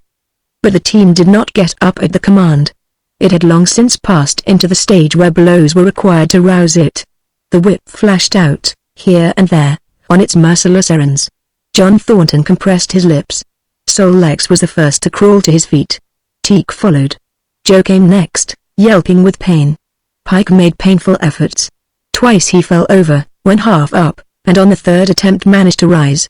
Buck made no effort. He lay quietly where he had fallen. The lash bit into him again and again, but he neither whined nor struggled. Several times Thornton started, as though to speak, but changed his mind. A moisture came into his eyes, and, as the whipping continued, he arose and walked irresolutely up and down. This was the first time Buck had failed, in itself a sufficient reason to drive Hal into a rage. He exchanged the whip for the customary club. Buck refused to move under the rain of heavier blows which now fell upon him. Like his mates, he barely able to get up, but, unlike them, he had made up his mind not to get up. He had a vague feeling of impending doom. This had been strong upon him when he pulled into the bank, and it had not departed from him. What of the thin and rotten ice he had felt under his feet all day, it seemed that he sensed disaster close at hand, out there ahead on the ice where his master was trying to drive him. He refused to stir. So greatly had he suffered, and so far gone was he, that the blows did not hurt much. And as they continued to fall upon him, the spark of life within flickered and went down. It was nearly out. He felt strangely numb. As though from a great distance, he was aware that he was being beaten. The last sensations of pain left him. He no longer felt anything, though very faintly he could hear the impact of the club upon his body. But it was no longer his body, it seemed so far away. And then, suddenly, without warning, uttering a cry that was inarticulate and more like the cry of an animal, John Thornton sprang upon the man who wielded the club. Hal was hurled backward, as though struck by a failing tree. Mercedes screamed. Charles looked on wistfully, wiped his watery eyes, but did not get up because of his stiffness. John Thornton stood over Buck, struggling to control himself, too convulsed with rage to speak. "If you strike that dog again, I'll kill you," he at last managed to say in a choking voice. "It's my dog," Hal replied, wiping the blood from his mouth as he came back. "Get out of my way, or I'll fix you. I'm going to Dawson." Thornton stood between him and Buck, and evinced no intention of getting out of the way. Hal drew his long hunting knife. Mercedes screamed, cried, laughed, and manifested the chaotic abandonment of hysteria. Thornton rapped Hal's knuckles with the axe handle, knocking the knife to the ground. He rapped his knuckles again as he tried to pick it up. Then he stooped, picked it up himself, and with 2 strokes cut Buck's traces. Hal had no fight left in him. Besides, his hands were full with his sister, or his arms, rather, while Buck was too near dead to be of further use in hauling the sled. A few minutes later they pulled out from the bank and down the river. Buck heard them go and raised his head to see. Pike was leading, Sol Leks was at the wheel, and between were Joe and Teak. They were limping and staggering. Mercedes was riding the loaded sled. Hal guided at the gee-pole, and Charles stumbled along in the rear. As Buck watched them, Thornton knelt beside him and with rough, kindly hands searched for broken bones. By the time his search had disclosed nothing more than many bruises and a state of terrible starvation, The sled was a quarter of a mile away. Dog and man watched it crawling along over the ice. Suddenly, they saw its back end drop down, as into a rut, and the jeep pole, with Hal clinging to it, jerk into the air. Mercedes's scream came to their ears. They saw Charles turn and make one step to run back, and then a whole section of ice give way and dogs and humans disappear. A yawning hole was all that was to be seen. The bottom had dropped out of the trail. John Thornton and Buck looked at each other. "You poor devil," said John Thornton, and Buck licked his hand. Chapter 6 For the Love of a Man. When John Thornton froze his feet in the previous December, his partners had made him comfortable and left him to get well, going on themselves up the river to get out a raft of saw logs for Dawson. He was still limping slightly at the time he rescued Buck, but with the continued warm weather even the slight limp left him. And here, lying by the river bank through the long spring days, watching the running water, listening lazily to the songs of birds and the hum of nature, Buck slowly won back his strength. A rest comes very good after one has traveled 3,000 miles, and it must be confessed that Buck waxed lazy as his wounds healed. His muscles swelled out, and the flesh came back to cover his bones. For that matter, they were all loafing, Buck, John Thornton, and Skeet and Nig, waiting for the raft to come that was to carry them down to Dawson. Skeet was a little Irish setter who early made friends with Buck, who, in a dying condition, was unable to resent her first advances. She had the doctor trait which some dogs possess, and as a mother cat washes her kittens, so she washed and cleansed Buck's wounds. Regularly, each morning after he had finished his breakfast, she performed her self-appointed task, till he came to look for her ministrations as much as he did for Thornton's. Nig, equally friendly, though less demonstrative, was a huge black dog, half bloodhound and half deerhound, with eyes that laughed and a boundless good nature. To Buck's surprise, these dogs manifested no jealousy toward him. They seemed to share the kindliness and largeness of John Thornton. As Buck grew stronger, they enticed him into all sorts of ridiculous games, in which Thornton himself could not forbear to join, and in this fashion Buck romped through his convalescence and into a new existence. Love, genuine passionate love, was his for the first time. This he had never experienced at Judge Miller's down in the sun-kissed Santa Clara Valley. With the Judge's sons, hunting and tramping, it had been a working partnership, with the Judge's grandsons, a sort of pompous guardianship, and with the Judge himself, a stately and dignified friendship. But love that was feverish and burning, that was adoration, that was madness, it had taken John Thornton to arouse. This man had saved his life, which was something, but, further, he was the ideal master. Other men saw to the welfare of their dogs from a sense of duty and business expediency. He saw to the welfare of his as if they were his own children, because he could not help it. And he saw further. He never forgot a kindly greeting or a cheering word, and to sit down for a long talk with them, gas he called it, was as much his delight as theirs. He had a way of taking Buck's head roughly between his hands, and resting his own head upon Buck's, of shaking him back and forth, the while calling him ill names that to Buck were love names. Buck knew no greater joy than that rough embrace and the sound of murmured oaths, and at each jerk back and forth it seemed that his heart would be shaken out of his body, so great was its ecstasy. And when, released, he sprang to his feet, his mouth laughing, his eyes eloquent, his throat vibrant with unuttered sound, and in that fashion remained without movement, John Thornton would reverently exclaim, "God! You can all but speak." Buck had a trick of love expression that was akin to hurt. He would often seize Thornton's hand in his mouth and close so fiercely that the flesh bore the impress of his teeth for some time afterward. And as Buck understood the oaths to be love words, so the man understood this feigned bite for a caress. For the most part, however, Buck's love was expressed in adoration. While he went wild with happiness when Thornton touched him or spoke to him, he did not seek these tokens. Unlike Skeet, who was wont to shove her nose under Thornton's hand and nudges till petted, or Nig, who would stalk up and rest his great head on Thornton's knee, Buck was content to adore at a distance. He would lie by the hour, eager, alert, at Thornton's feet, looking up into his face, dwelling upon it, studying it, following with keenest interest each fleeting expression, every movement or change of feature. Or, as chance might have it, he would lie further away, to the side or rear, watching the outlines of the man and the occasional movements of his body. And often, such was the communion in which they lived, the strength of Buck's gaze would draw John Thornton's head round, and he would return the gaze, without speech, his heart shining out of his eyes as Buck's heart shone out. For a long time after his rescue, Buck did not like Thornton to get out of his sight. From the moment he left the tent to when he entered it again, Buck would follow at his heels. His transient masters since he had come into the Northland had bred in him a fear that no master could be permanent. He was afraid that Thornton would pass out of his life as Perrault and Francois and the Scotch half-breed had passed out. Even in the night, in his dreams, he was haunted by this fear. At such times he would shake off sleep and creep through the chill to the flap of the tent, where he would stand and listen to the sound of his master's breathing. But in spite of this great love he bore John Thornton, which seemed to bespeak the soft civilizing influence, the strain of the primitive, which the Northland had aroused in him, remained alive and active. Faithfulness and devotion, things born of fire and roof, were his, yet he retained his wildness and wiliness. He was a thing of the wild, come in from the wild to sit by John Thornton's fire, rather than a dog of the soft Southland stamped with the marks of generations of civilization. Because of his very great love, he could not steal from this man, but from any other man, in any other camp. He did not hesitate an instant, while the cunning with which he stole enabled him to escape detection. His face and body were scored by the teeth of many dogs, and he fought as fiercely as ever and more shrewdly. Skeet and Nig were too good-natured for quarreling. Besides, they belonged to John Thornton, but a strange dog, no matter what the breed or valor, swiftly acknowledged Buck's supremacy or found himself struggling for life with a terrible antagonist. And Buck was merciless. He had learned well the law of club and fang, and he never forewent an advantage or drew back from a foe he had started on the way to death. He had lessoned from Spitz, and from the chief fighting dogs of the police and mail, and knew there was no middle course. He must master or be mastered, while to show mercy was a weakness.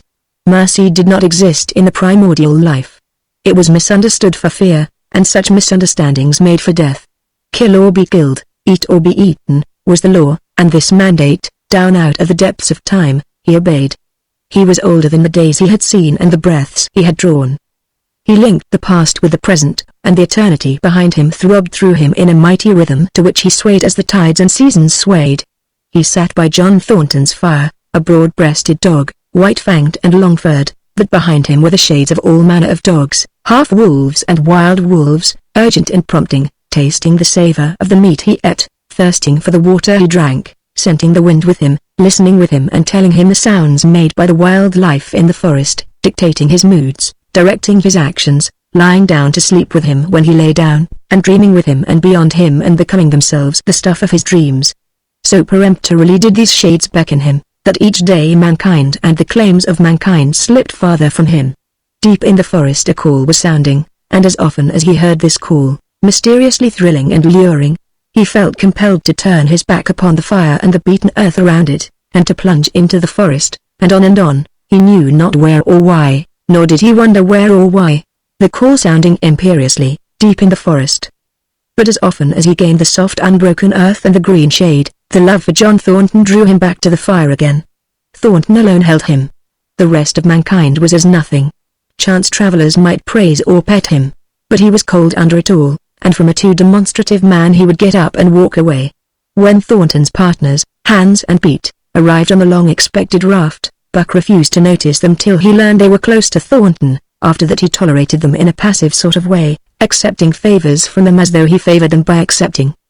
They were of the same large type as Thornton, living close to the earth, thinking simply and seeing clearly, and ere they swung the raft into the big eddy by the sawmill at Dawson, they understood Buck and his ways, and did not insist upon an intimacy such as obtained with Skeet and Nig. For Thornton, however, his love seemed to grow and grow. He, alone among men, could put a pack upon Buck's back in the summer traveling. Nothing was too great for Buck to do, when Thornton commanded.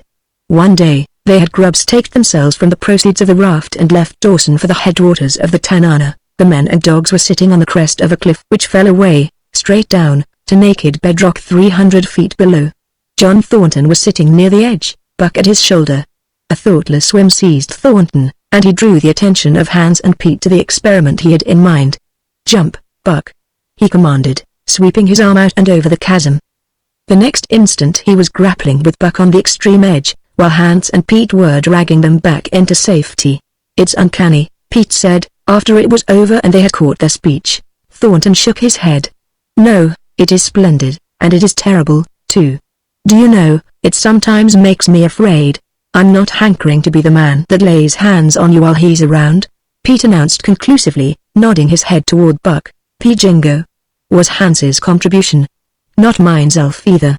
It was at Circle City, ere the year was out, that Pete's apprehensions were realized.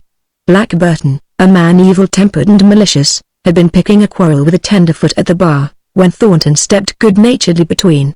Buck, as was his custom, was lying in a corner, head on paws, watching his master's every action. Burton struck out, without warning, straight from the shoulder. Thornton was sent spinning, and saved himself from falling only by clutching the rail of the bar. Those who were looking on heard what was neither bark nor yelp, but a something which is best described as a roar, and they saw Buck's body rise up in the air as he left the floor for Burton's throat. The man saved his life by instinctively throwing out his arm, but was hurled backward to the floor with Buck on top of him. Buck loosed his teeth from the flesh of the arm and drove in again for the throat. This time the man succeeded only in partly blocking, and his throat was torn open. Then the crowd was upon Buck, and he was driven off, but while a surgeon checked the bleeding, he prowled up and down, growling furiously, attempting to rush in, and being forced back by an array of hostile clubs.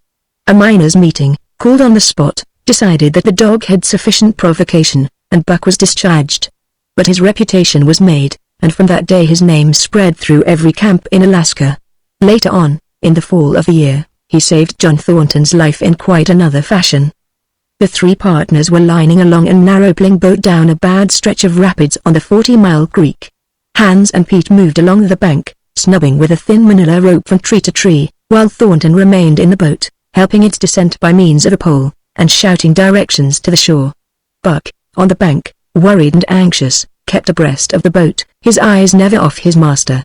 At a particularly bad spot, where a ledge of barely submerged rocks jutted out into the river, Hans cast off the rope, and, while Thornton poled the boat out into the stream, ran down the bank with the end in his hand to snub the boat when it had cleared the ledge. This it did, and was flying downstream in a current as swift as a mill race, when Hans checked it with a rope and checked too suddenly. The boat flirted over and snubbed into the bank bottom up, while Thornton, flung sheer out of it, was carried downstream toward the worst part of the rapids, a stretch of wild water in which no swimmer could live. Buck had sprung in on the instant, and at the end of 300 yards, amid a mad swirl of water, he overhauled Thornton. When he felt him grasp his tail, Buck headed for the bank, swimming with all his splendid strength. But the progress shoreward was slow, the progress downstream amazingly rapid. From below came the fatal roaring where the wild current went wilder and was rent in shreds and spray by the rocks which thrust through like the teeth of an enormous comb. The suck of the water as it took the beginning of the last steep pitch was frightful, and Thornton knew that the shore was impossible. He scraped furiously over a rock, bruised across a second, and struck a third with crushing force. He clutched its slippery top with both hands, releasing Buck, and above the roar of the churning water shouted, "Go, Buck! Go!" Buck could not hold his own, and swept on downstream, struggling desperately, but unable to win back. When he heard Thornton's command repeated, he partly reared out of the water, throwing his head high, as though for a last look, then turned obediently toward the bank. He swam powerfully and was dragged ashore by Pete and Hans at the very point where swimming ceased to be possible and destruction began. They knew that the time a man could cling to a slippery rock in the face of that driving current was a matter of minutes, and they ran as fast as they could up the bank to a point far above where Thornton was hanging on. They attached the line with which they had been snubbing the boat to Buck's neck and shoulders, being careful that it should neither strangle him nor impede his swimming, and launched him into the stream. He struck out boldly, but not straight enough into the stream. He discovered the mistake too late, when Thornton was abreast of him and a bare half-dozen strokes away while he was being carried helplessly past. Hans promptly snubbed with the rope, as though Buck were a boat. The rope thus tightening on him in the sweep of the current, he was jerked under the surface, and under the surface he remained till his body struck against the bank and he was hauled out. He was half drowned, and Hans and Pete threw themselves upon him, pounding the breath into him and the water out of him. He staggered to his feet and fell down. The faint sound of Thornton's voice came to them, and though they could not make out the words of it, they knew that he was in his extremity. His master's voice acted on Buck like an electric shock. He sprang to his feet and ran up the bank ahead of them and to the point of his previous departure. Again the rope was attached and he was launched, and again he struck out, but this time straight into the stream. He had miscalculated once, but he would not be guilty of it a second time. Hans paid out the rope, permitting no slack, while Pete kept it clear of coils. Buck held until he was on a line straight above Thornton, then he turned, and with the speed of an express train headed down upon him. Thornton saw him coming, and, as Buck struck him like a battering ram, with the whole force of the current behind him, he reached up and closed with both arms around the shaggy neck. Hands snubbed the rope around the tree, and Buck and Thornton were jerked under the water. Strangling, suffocating, sometimes one uppermost and sometimes the other, dragging over the jagged bottom, smashing against rocks and snags, they veered into the bank. Thornton came to, belly downward and being violently propelled back and forth across a drift log by hands and feet. His first glance was for Buck, over whose limp and apparently lifeless body Nig was setting up a howl, while Skeet was licking the wet face and closed eyes. Thornton was himself bruised and battered, and he went carefully over Buck's body, when he had been brought around, finding 3 broken ribs. "That settles it," he announced. "We camp right here." And camp they did, till Buck's ribs knitted and he was able to travel. That winter, at Dawson, Buck performed another exploit, not so heroic, perhaps, but one that put his name many notches higher on the totem pole of Alaskan fame. This exploit was particularly gratifying to the 3 men, for they stood in need of the outfit which it furnished, and were enabled to make a long-desired trip into the Virgin East, where miners had not yet appeared. It was brought about by a conversation in the El Dorado saloon, in which men waxed boastful of their favorite dogs. Buck, because of his record, was the target for these men, and Thornton was driven stoutly to defend him. At the end of half an hour one man stated that his dog could start a sled with 500 pounds and walk off with it, a second bragged 600 for his dog, and a third, 700. "Pooh. Pooh," said John Thornton, "Buck can start 1,000 pounds, and break it out? And walk off with it for 100 yards? Demanded Matthewson, a bonanza king, he of the 700 vaunt, and break it out, and walk off with it for 100 yards, John Thornton said coolly. "Well," Matthewson said, slowly and deliberately, so that all could hear, "I've got $1,000 that says he can't. And there it is." So saying, he slammed a sack of gold dust of the size of a bologna sausage down upon the bar. Nobody spoke. Thornton's bluff, if bluff it was, had been called. He could feel a flush of warm blood creeping up his face. His tongue had tricked him. He did not know whether Buck could start 1,000 pounds. Half a ton. The enormousness of it appalled him. He had great faith in Buck's strength and had often thought him capable of starting such a load, but never, as now, had he faced the possibility of it, the eyes of a dozen men fixed upon him, silent and waiting. Further, he had no $1,000, nor had hands or feet. "I've got a sled standing outside now, with 20 50-pound sacks of flour on it," Matthewson went on with brutal directness, "so don't let that hinder you." Thornton did not reply. He did not know what to say. He glanced from face to face in the absent way of a man who has lost the power of thought and is seeking somewhere to find the thing that will start it going again. The face of Jim O'Brien, a mastodon king and old-time comrade, caught his eyes. It was as acute to him, seeming to rouse him to do what he would never have dreamed of doing. "Can you lend me 1,000? he asked, almost in a whisper.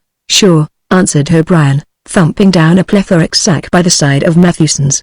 "Though it's little faith I'm having, John, that the beast can do the trick." The El Dorado emptied its occupants into the street to see the test. The tables were deserted, and the dealers and gamekeepers came forth to see the outcome of the wager and to lay odds. Several hundred men, furred and mittened, banked around the sled within easy distance.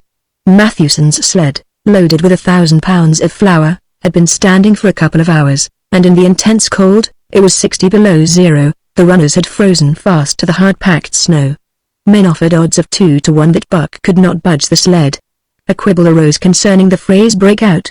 O'Brien contended it was Thornton's privilege to knock the runners loose, leaving Buck to break it out from a dead standstill.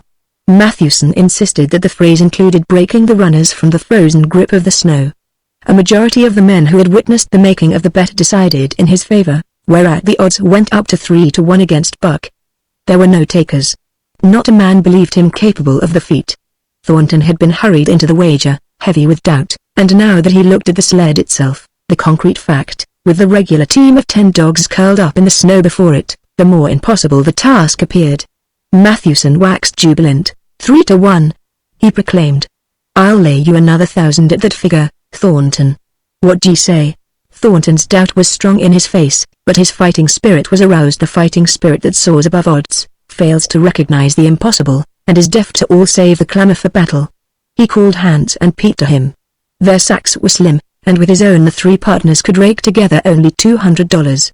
In the ebb of their fortunes, this sum was their total capital, yet they laid it unhesitatingly against Matthewson's 600. The team of 10 dogs was unhitched, and Buck, with his own harness, was put into the sled. He had caught the contagion of the excitement, and he felt that in some way he must do a great thing for John Thornton. Murmurs of admiration at his splendid appearance went up. He was in perfect condition, without an ounce of superfluous flesh, and the 150 pounds that he weighed were so many pounds of grit and virility. His furry coat shone with the sheen of silk. Down the neck and across the shoulders, his mane, in repose as it was, half bristled and seemed to lift with every movement, as though excess of vigor made each particular hair alive and active. The great breast and heavy forelegs were no more than in proportion with the rest of the body, where the muscles showed in tight rolls underneath the skin. Men felt these muscles and proclaimed them hard as iron, and the odds went down to 2 to 1. "Gad, sir! Gad, sir!" stuttered a member of the latest dynasty, a king of the Skookum benches.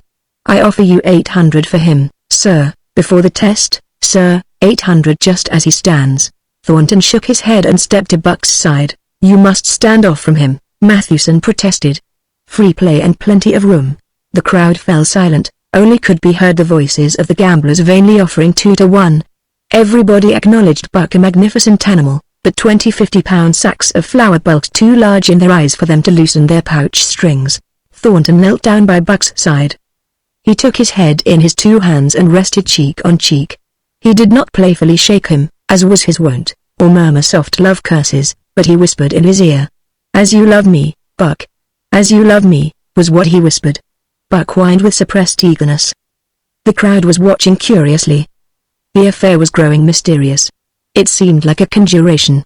As Thornton got to his feet, Buck seized his mittened hand between his jaws, pressing in with his teeth and releasing slowly, half reluctantly. It was the answer, in terms, not of speech, but of love. Thornton stepped well back. "Now, Buck," he said. Buck tightened the traces, then slacked them for a matter of several inches. It was the way he had learned. "Gee!" Thornton's voice rang out, sharp in the tense silence. Buck swung to the right, ending the movement in a plunge that took up the slack and with a sudden jerk arrested his 150 pounds. The load quivered, and from under the runners arose a crisp crackling. "Haw!" Thornton commanded. Buck duplicated the maneuver, this time to the left.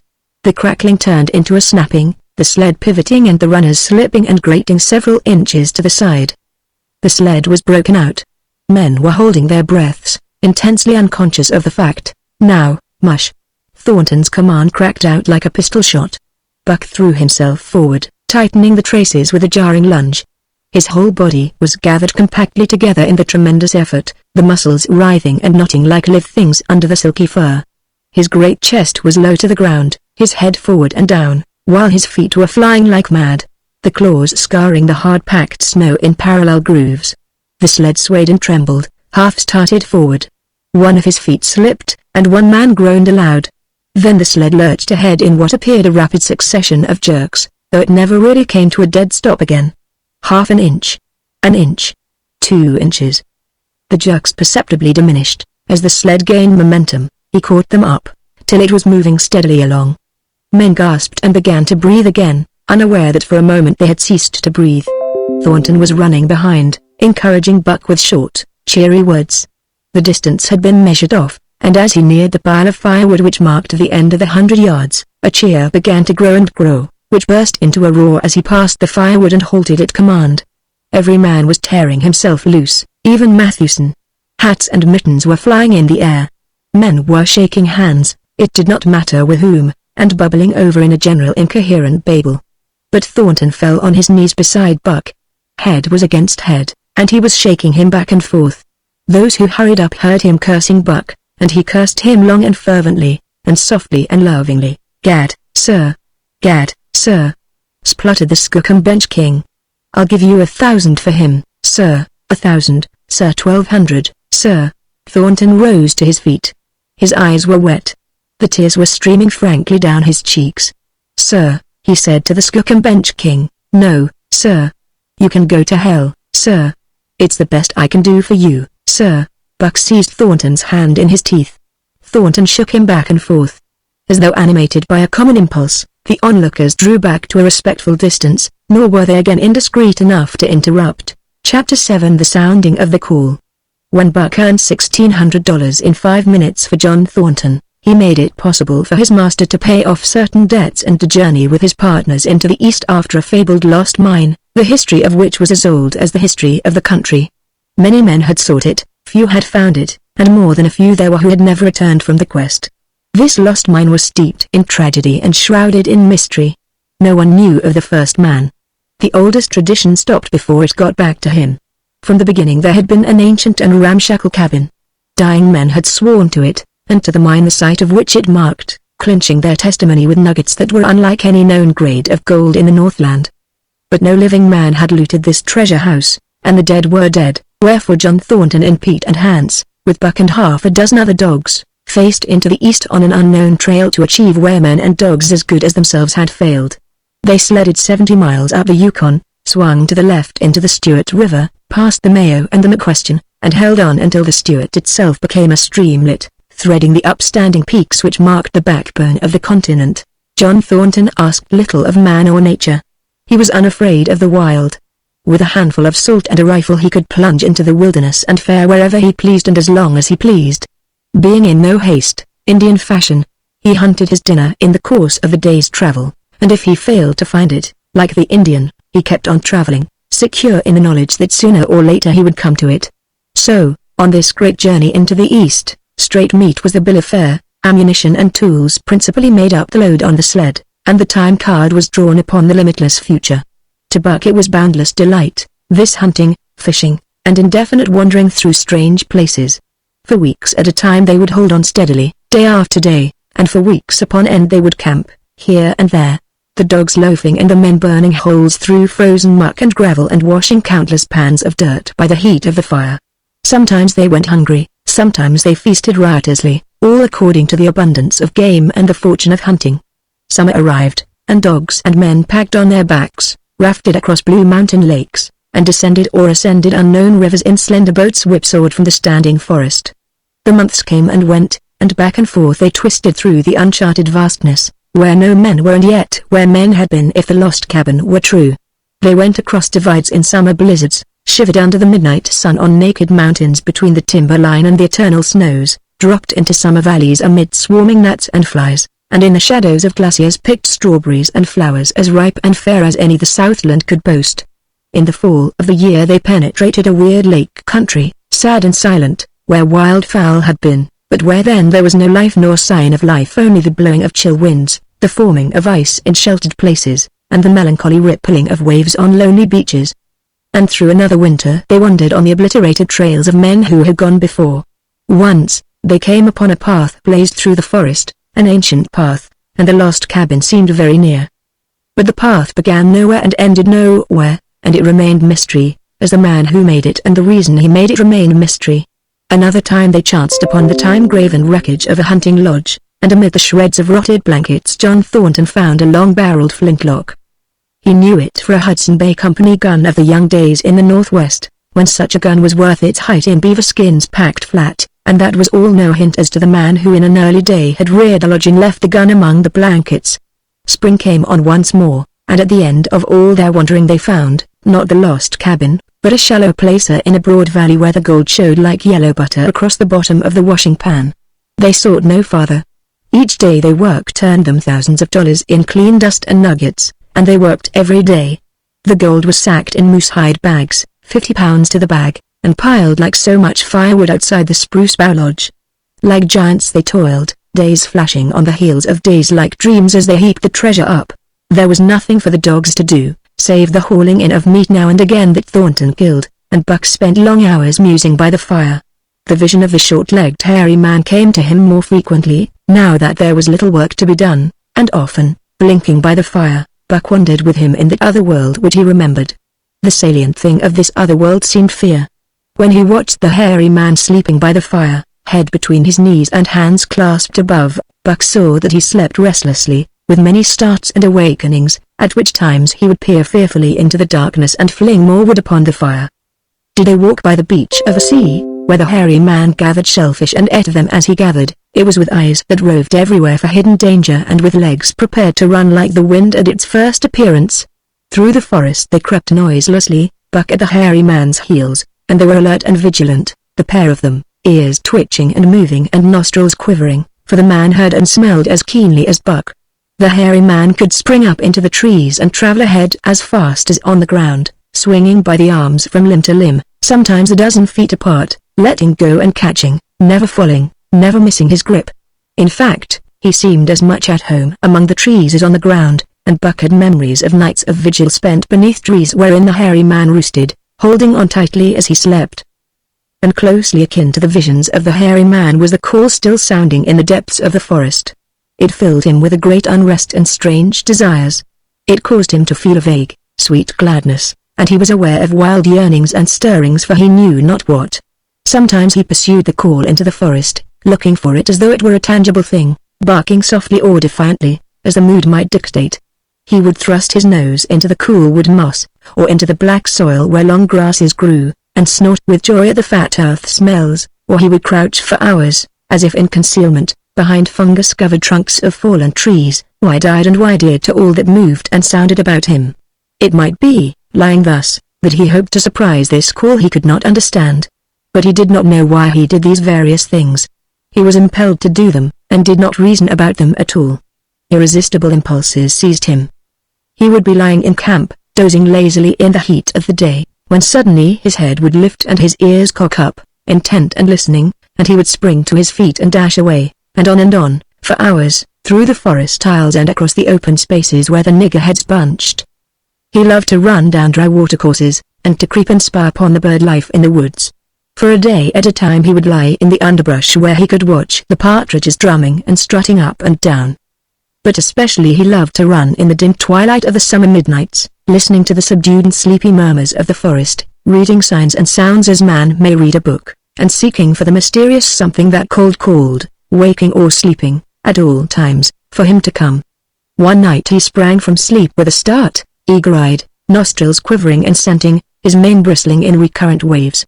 From the forest came the call, or one note of it, for the call was many-noted, distinct and definite as never before, a long-drawn howl, like, yet unlike, any noise made by husky dog. And he knew it, in the old familiar way, as a sound heard before.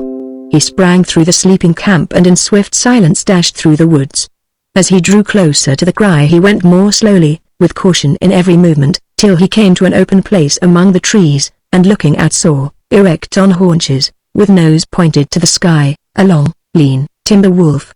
He had made no noise, yet it ceased from its howling and tried to sense his presence. Buck stalked into the open, half-crouching, body gathered compactly together, tail straight and stiff, feet falling with unwonted care. Every movement advertised commingled threatening and overture of friendliness. It was the menacing truce that marks the meeting of wild beasts that prey. But the wolf fled at sight of him. He followed, with wild leapings, in a frenzy to overtake. He ran him into a blind channel, in the bed of the creek where a timber jam barred the way. The wolf whirled about, pivoting on his hind legs after the fashion of giant of all cornered husky dogs, snarling and bristling, clipping his teeth together in a continuous and rapid succession of snaps. Buck did not attack, but circled him about and hedged him in with friendly advances. The wolf was suspicious and afraid, for Buck made 3 of him in weight, while his head barely reached Buck's shoulder. Watching his chance, he darted away, and the chase was resumed. Time and again he was cornered, and the thing repeated, though he was in poor condition, or Buck could not so easily have overtaken him. He would run till Buck's head was even with his flank, when he would whirl around at bay, only to dash away again at the first opportunity. But in the end Buck's pertinacity was rewarded, for the wolf, finding that no harm was intended, finally sniffed noses with him. Then they became friendly, and played about in the nervous, half-coy way with which fierce beasts belie their fierceness. After some time of this the wolf started off at an easy lope in a manner that plainly showed he was going somewhere. He made it clear to Buck that he was to come, and they ran side by side through the somber twilight, straight up the creek bed, into the gorge from which it issued, and across the bleak divide where it took its rise. On the opposite slope of the watershed they came down into a level country where were great stretches of forest and many streams, and through these great stretches they ran steadily, hour after hour, the sun rising higher and the day growing warmer. Buck was wildly glad. He knew he was at last answering the call, running by the side of his wood brother toward the place from where the call surely came. Old memories were coming upon him fast, and he was stirring to them as of old he stirred to the realities of which they were the shadows. He had done this thing before, somewhere in that other and dimly remembered world, and he was doing it again, now, running free in the open. The unpacked earth underfoot, the wide sky overhead. They stopped by a running stream to drink, and, stopping, Buck remembered John Thornton. He sat down. The wolf started on toward the place from where the call surely came, then returned to him, sniffing noses and making actions as though to encourage him. But Buck turned about and started slowly on the back track. For the better part of an hour the wild brother ran by his side, whining softly. Then he sat down, pointed his nose upward, and howled. It was a mournful howl, and as Buck held steadily on his way he heard it grow faint and fainter until it was lost in the distance. John Thornton was eating dinner when Buck dashed into camp and sprang upon him in a frenzy of affection, overturning him, scrambling upon him, licking his face, biting his hand, playing the general tomfool, as John Thornton characterized it, the while he shook Buck back and forth and cursed him lovingly. For 2 days and nights Buck never left camp, never let Thornton out of his sight. He followed him about at his work, watched him while he ate, saw him into his blankets at night and out of them in the morning. But after 2 days the call in the forest began to sound more imperiously than ever. Buck's restlessness came back on him, and he was haunted by recollections of the wild brother, and of the smiling land beyond the divide and the run side by side through the wide forest stretches. Once again he took to wandering in the woods, but the wild brother came no more, and though he listened through long vigils, the mournful howl was never raised. He began to sleep out at night, staying away from camp for days at a time, and once he crossed the divide at the head of the creek and went down into the land of timber and streams. There he wandered for a week, seeking vainly for fresh sign of the wild brother, killing his meat as he traveled and traveling with the long, easy lope that seems never to tire. He fished for salmon in a broad stream that emptied somewhere into the sea, and by this stream he killed a large black bear, blinded by the mosquitoes while likewise fishing, and raging through the forest helpless and terrible. Even so, it was a hard fight, and it aroused the last latent remnants of Buck's ferocity.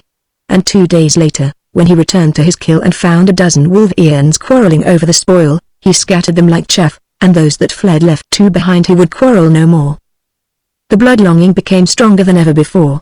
He was a killer, a thing that preyed, living on the things that lived, unaided, alone, by virtue of his own strength and prowess, surviving triumphantly in a hostile environment where only the strong survived. Because of all this he became possessed of a great pride in himself, which communicated itself like a contagion to his physical being. It advertised itself in all his movements, was apparent in the play of every muscle, spoke plainly as speech in the way he carried himself, and made his glorious furry coat if anything more glorious. But for the stray brown on his muscle and above his eyes, and for the splash of white hair that ran midmost down his chest, he might well have been mistaken for a gigantic wolf, larger than the largest of the breed. From his St. Bernard father he had inherited size and weight, but it was his shepherd mother who had given shape to that size and weight. His muzzle was the long wolf muzzle, save that was larger than the muzzle of any wolf, and his head, somewhat broader, was the wolf head on a massive scale. His cunning was wolf cunning, and wild cunning. His intelligence, shepherd intelligence and St. Bernard intelligence, and all this, plus an experience gained in the fiercest of schools, made him as formidable a creature as any that intelligence roamed the wild. A carnivorous animal living on a straight meat diet, he was in full flower, at the high tide of his life, overspilling with vigor and virility. When Thornton passed a caressing hand along his back, a snapping and crackling followed the hand, each hair discharging its pent magnetism at the contact. Every part, brain and body, nerve tissue and fiber, was keyed to the most exquisite pitch, and between all the parts there was a perfect equilibrium or adjustment. To sights and sounds and events which required action, he responded with lightning-like rapidity. Quickly as a husky dog could leap to defend from attack or to attack, he could leap twice as quickly. He saw the movement, or heard sound, and responded in less time than another dog required to compass the mere seeing or hearing. He perceived and determined and responded in the same instant. In point of fact the 3 actions of perceiving, determining, and responding were sequential, but so infinitesimal were the intervals of time between them that they appeared simultaneous. His muscles were surcharged with vitality, and snapped into play sharply, like steel springs.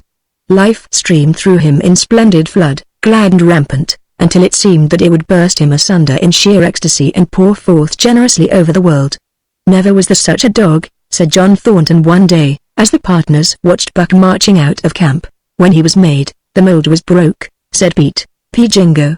I think so myself, Hans affirmed. They saw him marching out of camp, but they did not see the instant and terrible transformation which took place as soon as he was within the secrecy of the forest. He no longer marched. At once he became a thing of the wild, stealing along softly, cat-footed, a passing shadow that appeared and disappeared among the shadows. He knew how to take advantage of every cover, to crawl on his belly like a snake, and like a snake to leap and strike. He could take a ptarmigan from its nest, kill a rabbit as it slept, and snap in mid-air the little chipmunks fleeing a second too late for the trees.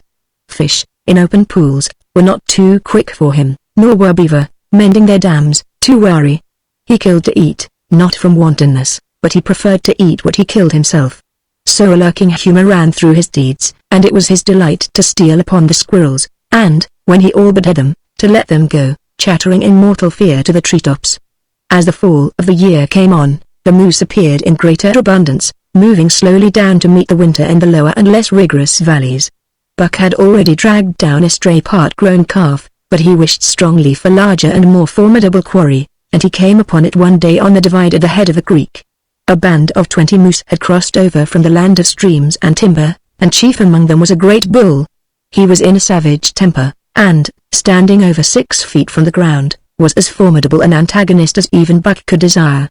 Back and forth the bull tossed his great palmated antlers, branching to 14 points and embracing 7 feet within the tips. His small eyes burned with a vicious and bitter light, while he roared with fury at sight of Buck. From the bull's side, just forward of the flank, protruded a feathered arrow end, which accounted for his savageness. Guided by that instinct which came from the old hunting days of the primordial world, Buck proceeded to cut the bull out from the herd. It was no slight task. He would bark and dance about in front of the bull, just out of reach of the great antlers and of the terrible splay hoofs which could have stamped his life out with a single blow. Unable to turn his back on the fanged danger and go on, the bull would be driven into paroxysms of rage. At such moments he charged Buck, who retreated craftily, luring him on by a simulated inability to escape. But when he was thus separated from his fellows, 2 or 3 of the younger bulls would charge back upon Buck and enable the wounded bull to rejoin the herd. There is a patience of the wild-dogged, tireless, persistent as life itself that holds motionless for endless hours the spider in its web, the snake in its coils, the panther in its ambuscade. This patience belongs peculiarly to life when it hunts its living food, and it belonged to Buck as he clung to the flank of the herd, retarding its march, irritating the young bulls, worrying the cows with their half-grown calves, and driving the wounded bull mad with helpless rage. For half a day this continued. Buck multiplied himself, attacking from all sides, enveloping the herd in a whirlwind of menace, cutting out his victim as fast as it could rejoin its mates, wearing out the patience of creatures preyed upon, which is a lesser patience than that of creatures preying. As the day wore along and the sun dropped to its bed in the northwest, the darkness had come back and the full nights were 6 hours long. The young bulls retraced their steps more and more reluctantly to the aid of their beset leader. The downcoming winter was harrying them onto the lower levels, and it seemed they could never shake off this tireless creature that held them back. Besides, it was not the life of the herd, or of the young bulls, that was threatened. The life of only one member was demanded, which was a remoter interest than their lives, and in the end they were content to pay the toll. As twilight fell the old bull stood with lowered head, watching his mates, the cows he had known, the calves he had fathered, the bulls he had mastered as they shambled on at a rapid pace through the fading light.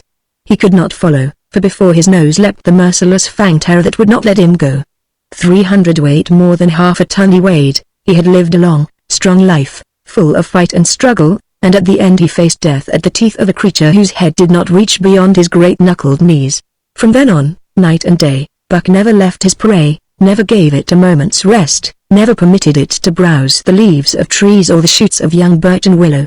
Nor did he give the wounded bull opportunity to slake his burning thirst in the slender trickling streams they crossed. Often, in desperation, he burst into long stretches of flight. At such times Buck did not attempt to stay him, but loped easily at his heels, satisfied with the way the game was played, lying down when the moose stood still, attacking him fiercely when he strove to eat or drink. The great head drooped more and more under its tree of horns, and the shambling trot grew weak and weaker. He took to standing for long periods, with nose to the ground and dejected ears dropped limply, and Buck found more time in which to get water for himself and in which to rest. At such moments, panting with red lolling tongue and with eyes fixed upon the big bull. It appeared to Buck that a change was coming over the face of things. He could feel a new stir in the land. As the moose were coming into the land, other kinds of life were coming in. Forest and stream and air seemed palpitant with their presence. The news of it was borne in upon him, not by sight, or sound, or smell, but by some other and subtler sense. He heard nothing, saw nothing, yet knew that the land was somehow different, that through it strange things were afoot and ranging, and he resolved to investigate after he had finished the business in hand. At last, at the end of the 4th day, he pulled the great moose down. For a day and a night he remained by the kill, eating and sleeping, turn and turn about. Then, rested, refreshed and strong, he turned his face toward camp and John Thornton. He broke into the long easy lope, and went on, hour after hour, never at loss for the tangled way, heading straight home through strange country with a certitude of direction that put man and his magnetic needle to shame. As he held on he became more and more conscious of the new stir in the land. There was life abroad in it different from the life which had been there throughout the summer. No longer was this fact borne in upon him in some subtle, mysterious way. The birds talked of it. The squirrels chattered about it. The very breeze whispered of it. Several times he stopped and drew in the fresh morning air in great sniffs, reading a message which made him leap on with greater speed. He was oppressed with a sense of calamity happening, if it were not calamity already happened, and as he crossed the last watershed and dropped down into the valley toward camp, he proceeded with greater caution.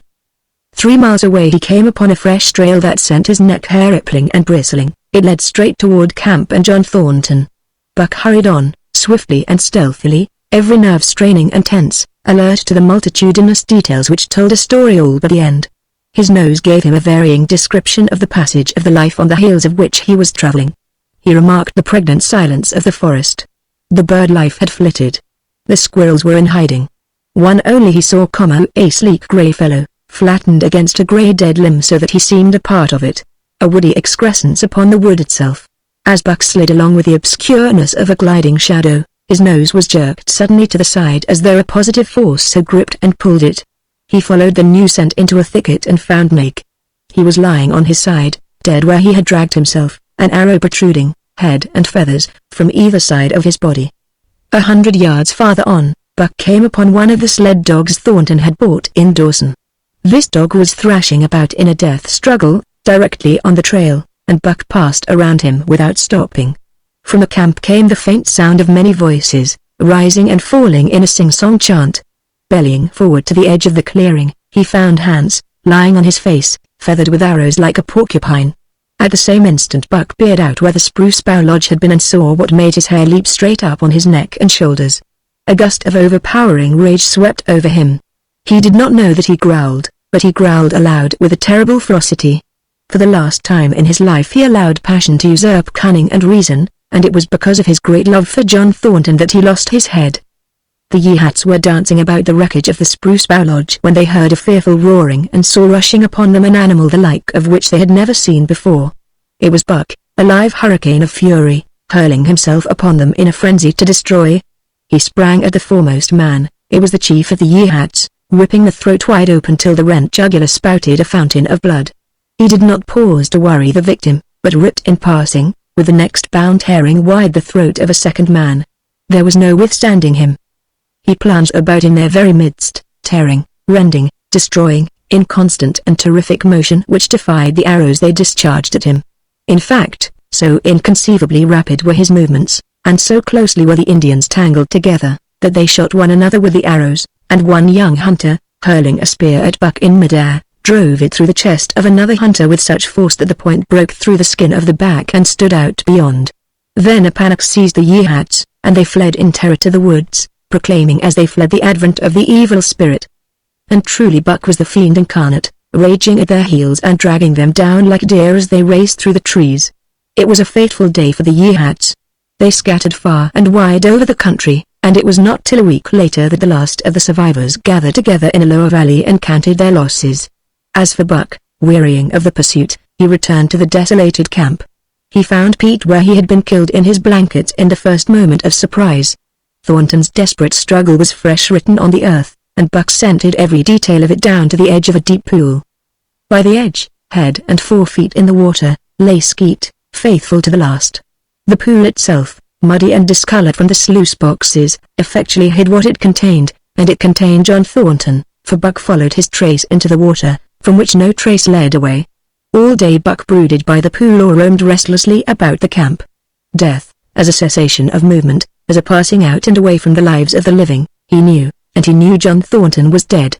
It left a great void in him, somewhat akin to hunger, but a void which ached, and which food could not fill. At times, when he paused to contemplate the carcasses of the Yeehats, he forgot the pain of it, and at such times he was aware of a great pride in himself, a pride greater than any he had yet experienced. He had killed man, the noblest game of all, and he had killed in the face of the law of club and fang. He sniffed the bodies curiously. They had died so easily. It was harder to kill a husky dog than them. They were no match at all, were it not for their arrows and spears and clubs. Thenceforward he would be unafraid of them except when they bore in their hands their arrows, spears, and clubs. Night came on, and a full moon rose high over the trees into the sky, lighting the land till it lay bathed in ghostly day. And with the coming of the night, brooding and mourning by the pool, Buck became alive to a stirring of the new life in the forest other than that which the Yeehats had made. He stood up, listening and scenting. From far away drifted a faint, sharp yelp, followed by a chorus of similar sharp yelps. As the moments passed the yelps grew closer and louder. Again Buck knew them as things heard in the other world which persisted in his memory. He walked to the center of the open space and listened. It was the call, the many-noted call, sounding more luringly and compellingly than ever before. And as never before, he was ready to obey. John Thornton was dead. The last tie was broken. Man and the claims of man no longer bound him. Hunting their living meat, as the Yeehats were hunting it, on the flanks of the migrating moose, the wolf pack had at last crossed over from the land of streams and timber and invaded Buck's valley. Into the clearing where the moonlight streamed, they poured in a silvery flood, and in the center of the clearing stood Buck, motionless as a statue, waiting their coming. They were awed, so still and large he stood, and a moment's pause fell, till the boldest one leapt straight for him. Like a flash Buck struck, breaking the neck. Then he stood, without movement, as before, the stricken wolf rolling in agony behind him. 3 others tried it in sharp succession, and one after the other they drew back, streaming blood from slashed throats or shoulders. This was sufficient to fling the whole pack forward, pell-mell, crowded together, blocked and confused by its eagerness to pull down the prey. Buck's marvelous quickness and agility stood him in good stead. Pivoting on his hind legs, and snapping and gashing, he was everywhere at once, presenting a front which was apparently unbroken, so swiftly did he whirl and guard from side to side.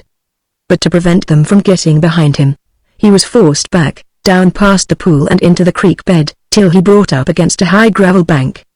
He worked along to a right angle in the bank which the men had made in the course of mining, and in this angle he came to bay, protected on 3 sides and with nothing to do but face the front.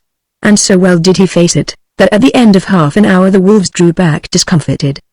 The tongues of all were out and lolling, the white fangs showing cruelly white in the moonlight. Some were lying down with heads raised and ears pricked forward, others stood on their feet, watching him, and still others were lapping water from the pool. One wolf, long and lean and grey, advanced cautiously, in a friendly manner, and Buck recognized the wild brother with whom he had run for a night and a day. He was whining softly, and, as Buck whined, they touched noses. Then an older wolf, gaunt and battle-scarred, came forward. Buck writhed his lips into the preliminary of a snarl, but sniffed noses with him, whereupon the old wolf sat down, pointed nose at the moon, and broke out the long wolf howl. The others sat down and howled. And now the call came to Buck in unmistakable accents. He, too, sat down and howled.